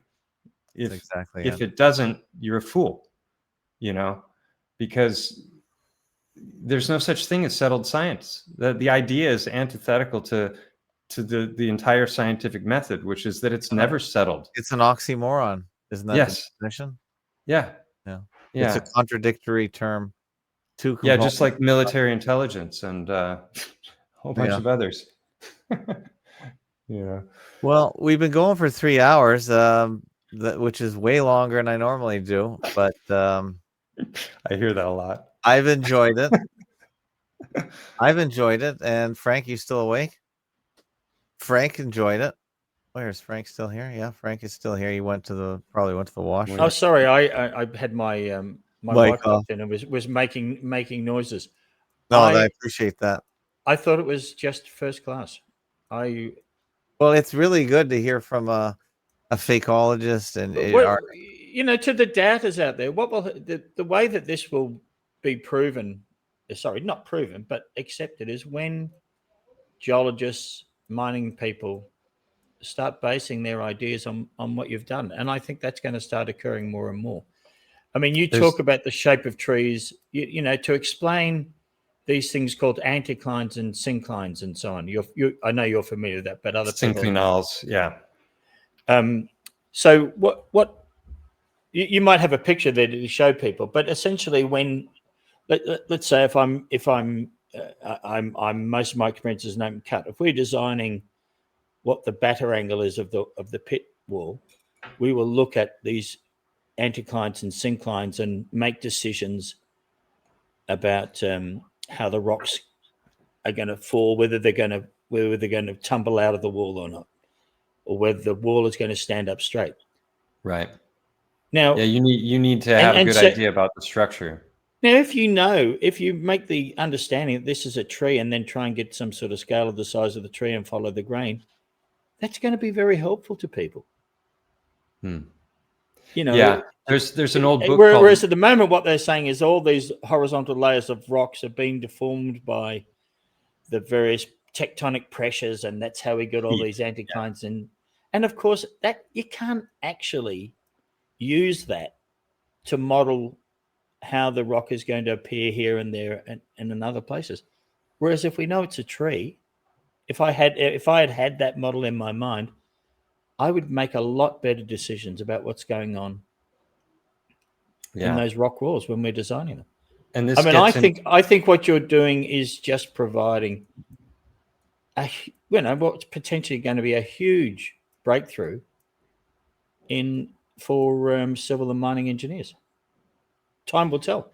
Yeah, I've had a number of geologists over the years, apart from Gaia, who've chimed in on my channel and been totally on board. I've had medical doctors as well who are looking at the stuff, and they've got the anatomical knowledge, because there's usually not an overlap of those two skill sets, right? You don't have a lot of geologist medical doctors. You know, it's like it's one or the other. So you get this compartmentalization within academia instead of like a cross pollination of you know, cross-disciplinary field research, right? So, and then this gets into the big question of why the lie? Why would they, if it's true that Titans existed and titanic trees, isn't that a really cool thing? Wouldn't they want us all to know?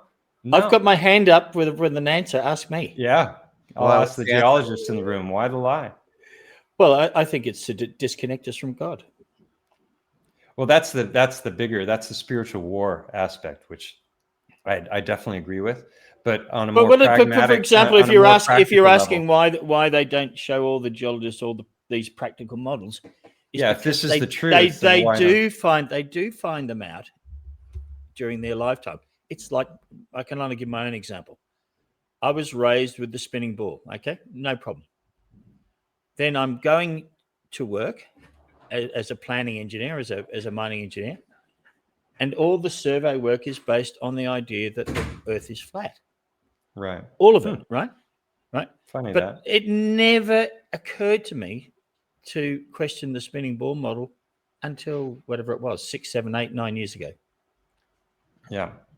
When I never, everyone says, well, you're an idiot for thinking the world is flat. But as I said to you, there's not a single person, living man or woman, listening to this that makes use of anything except the flat stationary Earth model. That's the only model we use. Well, everyone's No sort of one uses cognitive the spinning ball dissonance. model. Yeah, everyone's sort of cognitive dissonance. But sorry to interrupt, but I coined the term paradigm blindness, because how could so many geologists be wrong about something that's so self-evident if it's true? But they will say, if you talk to them, oh, it looks a bit like a tree. They know. Yeah, but that's pareidolia in their minds. That's just a trick of the eye. We have pattern recognition abilities, and our eyes still spot create things. the models, the models that they produce with their computers and so on. And this gets back to the why the lie, Yeah. because if you are a trillionaire and you have sequestered knowledge, right, and you know the truth about the big trees and titans, and that's the real history, and we're not on a spinning ball out in space where everything exploded from nothing, and then all this stuff coalesced into planets, and the narrative that we're told. If you know that, and everyone else has been bamboozled because they're blinded by the paradigm that they've been presented from birth, right? From all the public indoctrination system, and then if you become an academic, now you're a specialist, so you're an expert, so you're suffering from expertitis, I call it, right? The inflammation of expertism, where they know increasingly more and more about less and less until they know absolutely nothing about everything, or everything about nothing. And so the why the lie would be, if these people know this stuff, they've got such a jump on the most valuable resources. That's absolutely 100%. Right? They know exactly where to look for shit, and we are blind men, palpating an elephant, going, it's a rope, it's a tree trunk, it's a snake, and we what's the Plato's cave? We're in Plato's cave. Yeah. And so the other thing I wanted to mention, because the archivist Ben has found many articles, and I've got them in my presentations as well, where they were mining the petrified forests, plural. There were many of them, and they were all over the place, and they were mining them because the trees contained gold and silver and copper and precious minerals and gems, right? These are in the trees, but obviously trees nowadays are not growing those things, although you can find trees that do have metal flowing through their sap, right? So maybe the trees are actually creating metal as well. Well, right? In Ballarat, in near where I live, there's a very famous gold mining area of Ballarat, where they call these things deep vein leads and all this sort of thing. They're essentially what you're talking about. They're tree roots and so on that contain the gold. Yeah, I've got loads of slides on all of these subjects, and also if you look at the mainstream narrative for amber, they talk about amber being petrified sap. But on the hardness scale, it's only a 2.5. Diamond is a 10, right? You can dent amber with your fingernail. So does that sound petrified to you? No, not to me. Not to me either, right? It sounds like oxidized, hardened sap, not petrified. If it were petrified, it would be stone. Well, what would you expect that to look like? quartz, perhaps. And let me just show. I'm going to share screen again real briefly. We were about to say goodbye there, and here we go again. I know. Yeah. Well, I don't want. Yeah, we'll have you back. It's on topic, but we'll have you back if you want to come back. Sure, I'll come back. Yeah. So there we go. I'm just going to show some of the best evidence because we talked about the salt mines. We talked about, people don't, this is the video that I made. There's gold in them, there are trees, right? Because where are they finding? Yeah, well, I've changed it. Oh, you changed it. Okay. Artistic license. Yeah. So I am of the mind, and so is Hangman 1128, whose channel we mentioned earlier, that the petrified trees, that the sap in the trees petrifies quartz. Well, where do they find gold? In the quartz. Find gold in the quartz veins, Exactly. along with copper and silver. Ballarat, it's exactly the same. Yeah. Sorry, they find gold in the quartz seams, but they call it gold veins. So again, you're using the anatomical terminology. When we look at something like rainbow obsidian or copper, rainbow obsidian, and I can show in between stages where you can see it still looks like tree. There's your micro layering of the tree, right? If that's just melted volcanic stone, then why does it have all this color and all this micro layering? And this is an example of the kinds of petrified forests that used to exist all over. And when they were mining these things, check out these numbers. $15,000 of silver to the ton. This is 100 years ago. This would be $600,000 worth of silver per ton when they were mining these trees. No wonder they aren't around anymore, right? They were yielding gold. They were yielding all this stuff. Multiple examples of petrified everything, coming from the works of Hangman. And I just want to show this. Have you seen these giant barrels over Vietnam and Laos that were bombed during the Vietnam War? Yeah, I think that those that are likely to be the seeds. berries, the seed pods. I think there'd be seed pods. I've presented those in presentations as well. Oh, okay. So this is said to be like one of the largest petrified trees in the world. But when you look at petrified wood up close, I can't see anything on the screen of the petrified wood. So I've got. So what screen are we looking at here? I've got anything can petrify.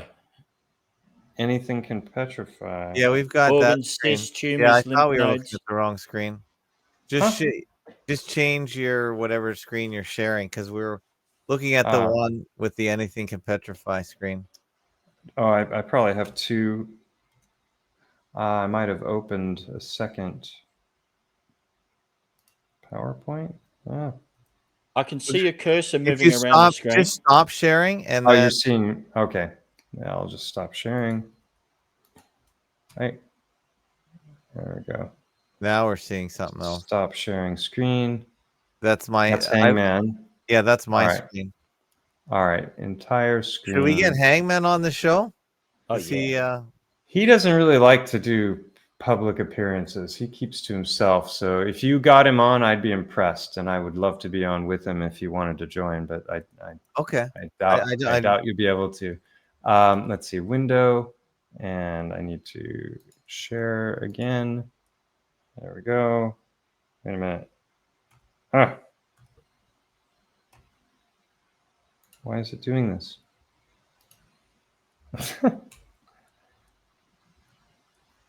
Okay. Share entire screen.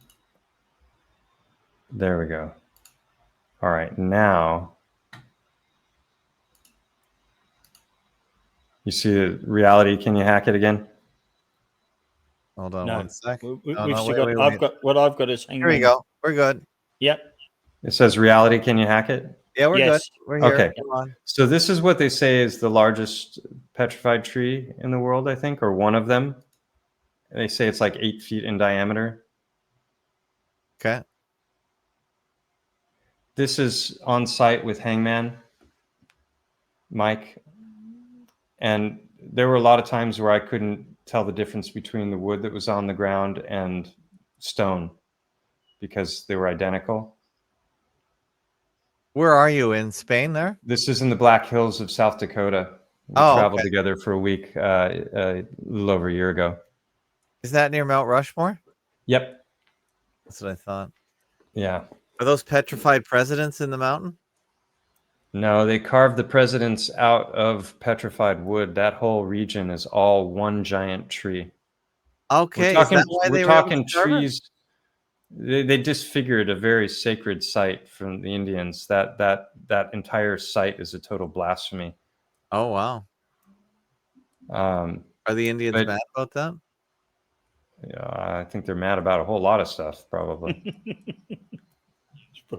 I shouldn't laugh. So here you can see that it's manifesting wood in every way, shape, and form. That's rock. And so that's rock. all Stone.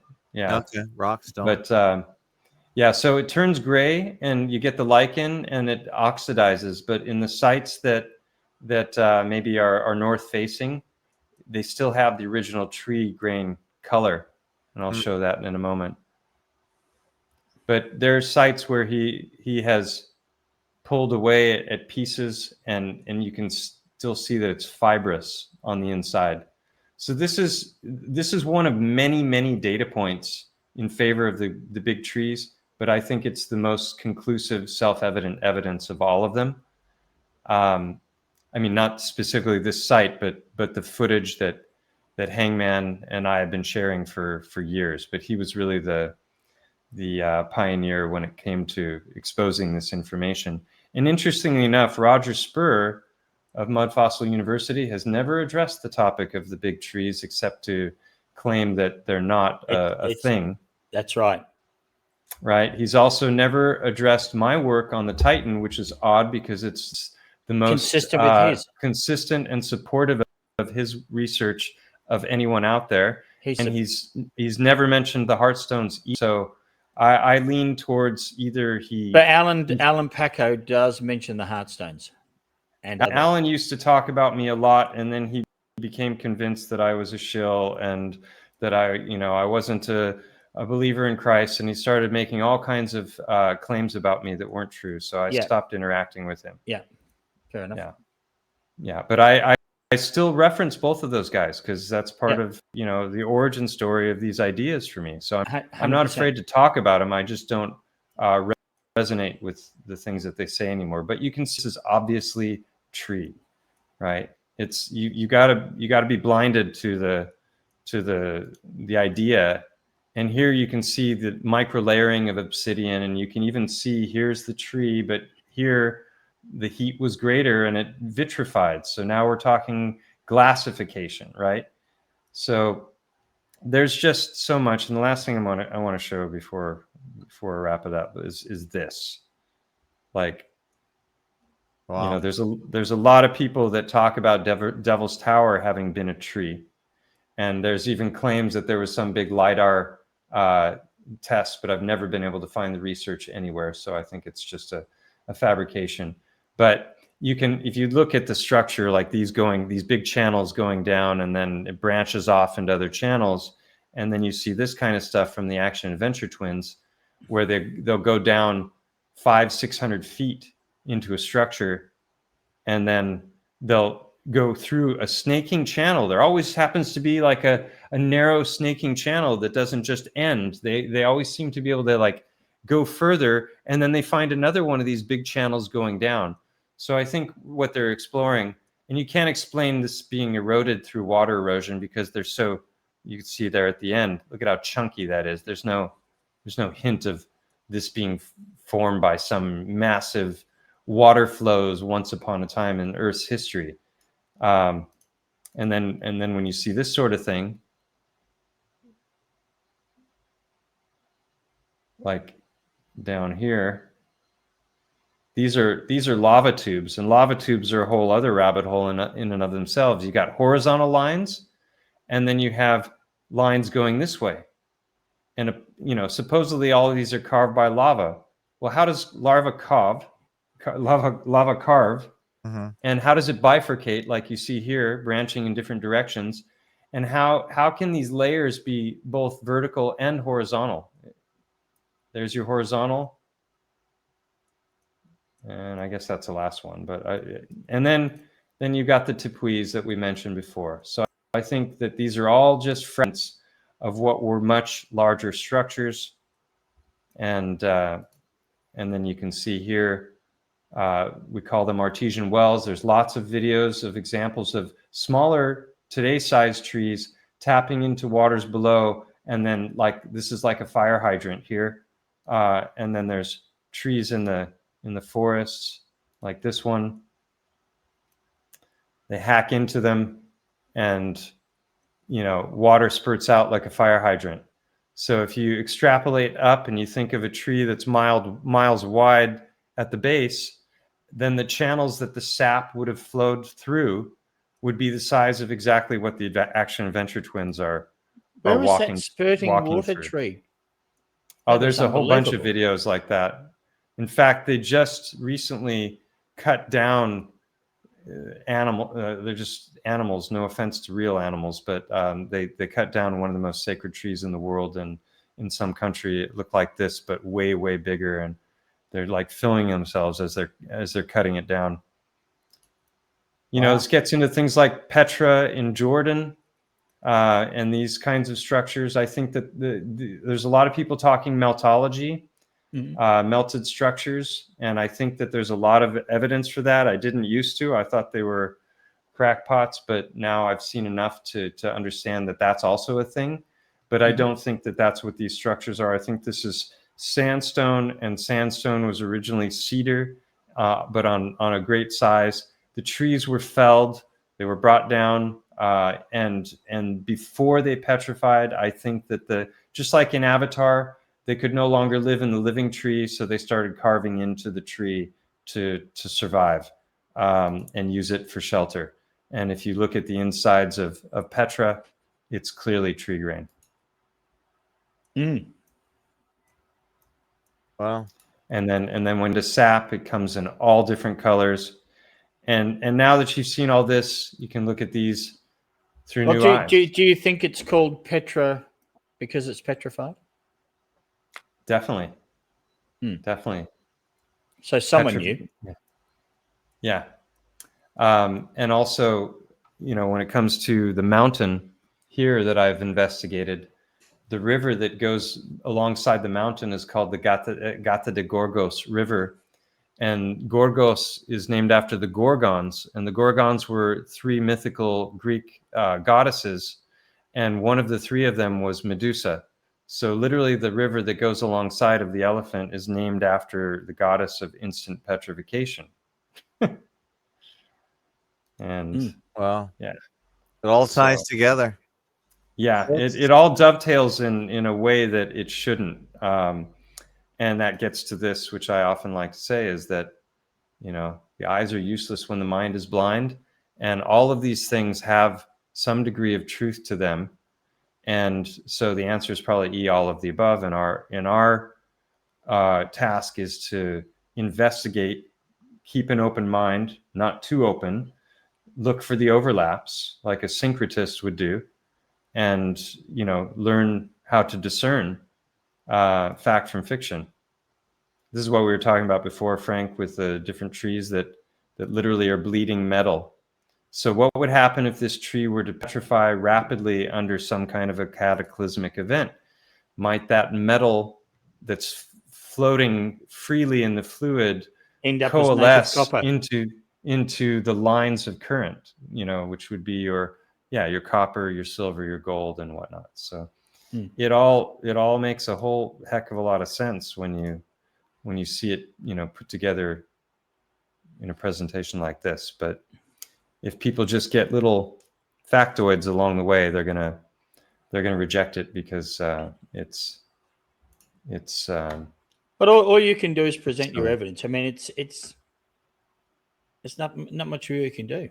Yeah, you can't beat it. If people, yeah, if people are looking for it, if they have a use for the model that you're presenting, they'll do it. They'll see it. And for the third time or fifth time, Nico Traumas and others, we have fakeologist.blog. That's where I put all the show notes. And as we were talking, I made most of the notes. So we have links to Stellium and Hangman and just about The Archivist. The Archivist. I put it all on here. If you look on my blog right here, I know a lot of people are on FakeoTube, so they don't know, but this is the best place for me to put the notes because they're all clickable. And all that is on here. Wow, what a huge show tonight. Wow, we had 48 consistent people on YouTube. They didn't really fall off unless they were people coming on and then new ones going on and old ones falling off. But it's pretty consistent. We had quite a good crowd on FakeoTube, which is my platform over here at fakeotube.com. On X, let's see X numbers. I got to go look them up as well because that one is separate. We have 40 people on X listening. So that was pretty good. Nice. So, yeah, we had a pretty good crowd today. And this is not our normal time. And, of course, people want to know, well, how do I know when it's not the normal time? Well, you go to fakeologist.com/live. And on there's an actual calendar. And as you can look here, there's the calendar. So we have Stellium. I put him at 2 o'clock. So we did make that. And you can see the rest of the week right here. Rest of the week. So tomorrow is Tim Osmond, IPS at 8 o'clock. So he's going to be a regular on Mondays. So, wow, a lot of information there. I was most interested, of course, in the hacking. well, that's because that's what I'm familiar with. Yeah. But you exposed me now to the whole petrified trees. It's fascinating. Not just petrified trees, but animals as well. Yeah, animals and trees. Yeah, that's true. Steve, if you think of a forest, there's a ton of trees, and you could walk through a forest and not see a single animal, right? They're there, but they're probably living up in the branches and stuff. Yeah. But in general, like mammal to tree ratio in our realm is way leaning towards tree. So I think that's also evident in, like, there's not a lot of evidence for titans out there other than what I've been presenting and a lot of photographs of sites that look interesting but haven't been explored further. But the evidence for the great trees is indisputable in my mind. I like it. And there's so much in favor of it. And obviously it doesn't work on a ball the size they told us. Interesting. Ardman says driving across the Alps is fascinating since I discovered Stellium. Cheers for that. Oh, thank you. That's good. Steve says this is a great time for London. I know that because it's not too late over there in Jolly Old, and he enjoyed it. Skyfish is suspicious of that vid. I'm not sure which vid. And maybe that x.com one. Geology. Maybe, I don't know. There's a lot. On it. There's a lot going on here, and well, you know, there's some times people are going to get it wrong when they're developing these theories. You know, you're not going to be right all the time, Stellium. But you're putting it out. Yeah, that's good. Yeah, I mean, you know. Yeah, I say on a regular basis, I could be wrong about all this stuff. You know, yeah. I'm just exploring, asking interesting questions, and speculating about things, and then sometimes I come across you're doing empirical evidence. No, hang on.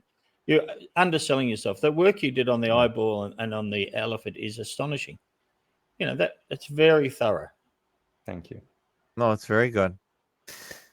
Very good, very interesting. And so, Stellium, you think you can make it back? Maybe we can get into more of your stuff. We've covered, obviously, the hacker thing. Good luck on the book. But do you want to come back? You can give us more of a presentation if you want. Sure. Yeah.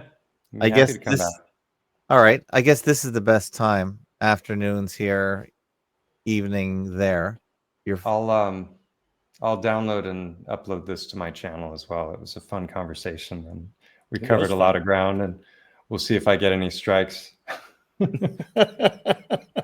Well, so your stuff on the trees is getting struck off YouTube, or no? I've in in the entire time I've had my channel, I've only had one strike, and it was for the presentation that I gave at Librepulco the year before last, which was called Rebel Health, Innate Intelligence, Vitalism, and Radical Responsibility. And I was exposing the Rockefeller overthrow of medicine and their attempts to eliminate the chiropractic profession and osteopathy and homeopathy, and they're bringing in the petroleum-based medicines. And I talked about the COVID hoax and a whole bunch of other things. And so I see. Okay, that's why. Something got flagged. So, but yeah, I've been pretty cautious when it comes to the biogeology stuff, because there's a lot of research and a lot of time and effort that is at risk if I get too radical. So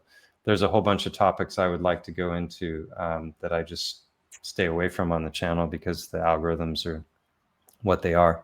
I mean, I've been shadow banned. I did an interview 2 nights ago with a woman who typically gets between 250,000 to 400,000 listeners. Wow. And I had not simultaneous listeners, but viewers over the course of the time the video is That's amazing. Still, that's a lot. And so I finished that interview, which was live streamed, thinking that it was going to be like, oh wow, let's see what happened on my channel. 2 subscribers. So did she put proper links, or they just? You're saying no Well, one saw the video?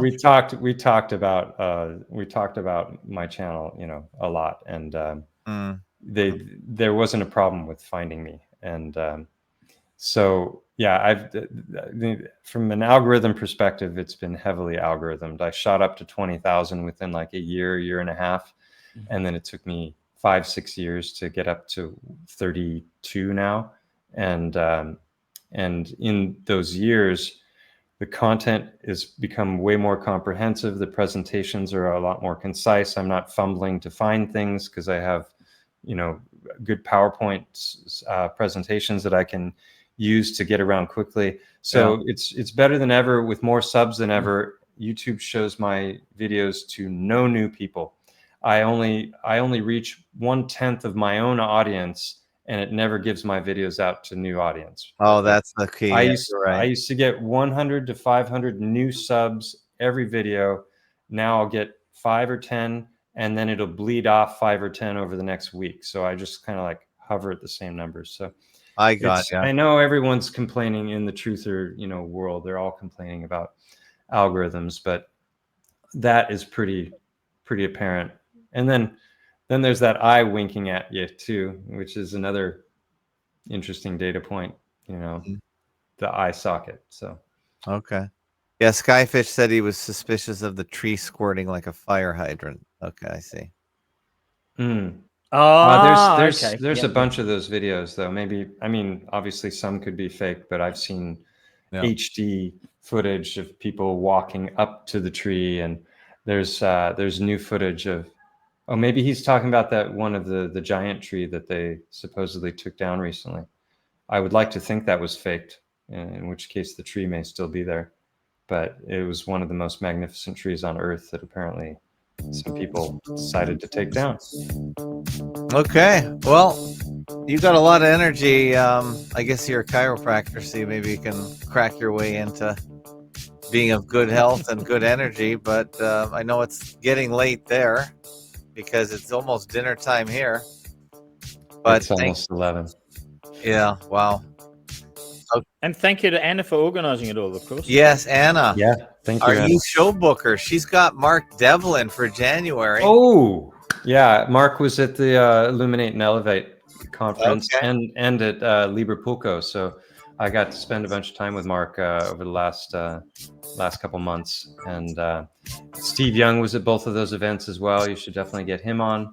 And does he have a YouTube channel? Yeah, he does. Stephen, just search for A Fool's Wisdom by Stephen Young, and if you search for that, you'll probably find some interviews from him. It's Stephen. I think it might be Stephen H. Young. Okay. His book is A Fool's Wisdom. So, and I could recommend a bunch of other really great researchers. So. Okay, well, you've got my email address. I'm at fakeologist.com. Here's Stephen A. Young here. Yeah, but that's not his channel. That's probably an interview that he did. Oh, okay, yeah. Well, He has a channel as well, but I don't there's so remember the many name. good guys out there I'm not even familiar with. Oh yeah, That's the interview I did with him about his book. There's his on top. That's his YouTube channel. Oh, this is him here. Okay. Yeah.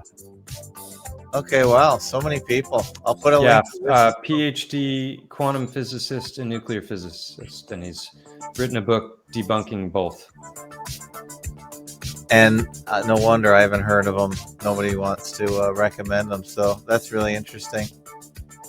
That's amazing. All you guys out there that are... Look into Mark Gober as well. He's written 7 books called The End to Upside Down Thinking, End to Upside Down Medicine, End to Upside Down Thinking, End to Upside Down Cosmology, which is his most recent one, which is an amazing book.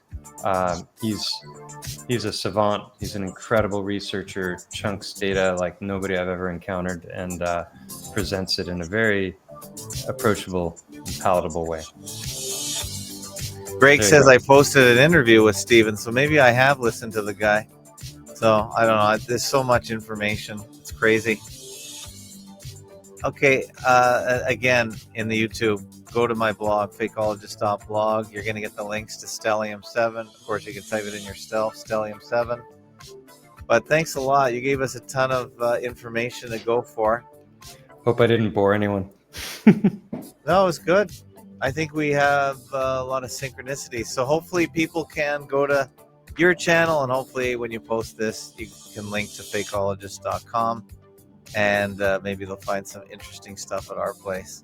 But thank you so much. I've got a couple of videos about synchronicity on my channel because there have been so many of them. I had to like lay them out and catalog them and tell the stories because they are crazy. So check out the synchronicity stream. That's a really good video. Is that about synchromysticism? Synchromysticism, syncretism, synchronicity, all of it has just followed me through this whole experience. All right. So I think John the boss. I like the little tips of the hat and, nods of the head from the universe. Ardman says he'll give me sats if I am on Nostr. I was on Nostr for a while, but I didn't get anywhere on there, so I gave up. You can still send me sats at fakeologist.blog. fakeologist.com /donate. So we'll take your sats, we'll take your Bitcoin, we'll take whatever you got. You want to send gold? Send gold. I'll set up a gold crypto account as well. But anyway, thanks so much, Frank, cousin Frank over in Geelong. Hope you had fun. I did, and thank you very much for organizing, inviting me along. I really appreciate it. Yeah. Great to be able to talk with you, Mike. Yeah, it was really nice you were here, Frank. I'm not sure I would have been able to talk about this stuff if it was just him. You did a good job, Frank, tonight. You didn't piss off the guests too much, which is good. Not that any. See you. No, you were good. You were good. I appreciate you because you know more about the guests than I did. So that's. Frank, I think. Oh, sorry. I interrupted. Yeah, go ahead. I do that a lot. No, I think I might have your email address, but if not, maybe you could. Ima at fakeologist.com. Excuse me, my voice is gone. Ima at fakeologist.com. I'm talking to the geologist in the room. Oh, Frank. I'm not a geologist. I'm a mining engineer. Come on. Okay. He's Frank at fakeologist.com. It's even better. That means you actually know what you're doing. Yeah, really? Yeah, so I have sent that. We have exchange emails. So cool. Yeah, I'll send more to you. But you're also Frank at fakeologist.com, right? Frank. Correct. That's right. That's easy. All right. Yeah, it's all easy. All right, guys, have a great night. We're going to render this show. It'll be on FakeoTube. It's going to probably take at least an hour to render on FakeoTube. I'm going to delete it off YouTube, but YouTube doesn't render it for 24 hours anyway. So, but it'll be on FakeoTube, Mike, if you want to go there and download it, fakeotube.com. Would that be higher resolution than I could? I mean, I can download it from YouTube, obviously, but no, you won't be nice able to, because I'm going to delete it because we talked about COVIDs. Do you want me to leave it on YouTube? But you got to wait, 24 hours? I could leave it. I'm at 720p. I don't know. I mean, are they still censoring for COVID? I think it's just whatever the psyop of the day is. that they're hardest on. Like, Well, I think a lot of people are talking about COVID now and getting away with it. But okay, well, I can leave it there, but you can get it off FAKEOTube. It's 720p. Is that good Oh, enough? that's good enough. Yeah, that's enough. Yeah, get it off It's FAKEOTube. the stuff on my channel when it comes to all the footage of the great trees and everything is way better in 1080p because you can really appreciate the detail up close. Okay. So HD footage is best for that stuff. All right. Okay. Well, sayonara, everyone. Have a good night. We're almost at 4 hours now. Whoop-dee. I think I got been sitting a long time. I got to go Been run. going over 1,000 episodes. What's your longest? Well, this one's definitely up there for the main show. The audio chats go for sometimes 24 hours, but I'm not on most of the time. I can't sit there for more than a few hours. So yeah, this is definitely one of the longest FAKs. So hopefully this will 4 hours. 4 hours. This would easily be the longest one. easily. Yeah, I think you're going for the record, Mike. You might have said it. So everyone Too donate. much to share. Yeah, everyone donate, help out, make this content happen. It doesn't come for free. Sayonara. Take care, guys. Have a good night or day or afternoon. Bye. Okay, bye-bye. Take care.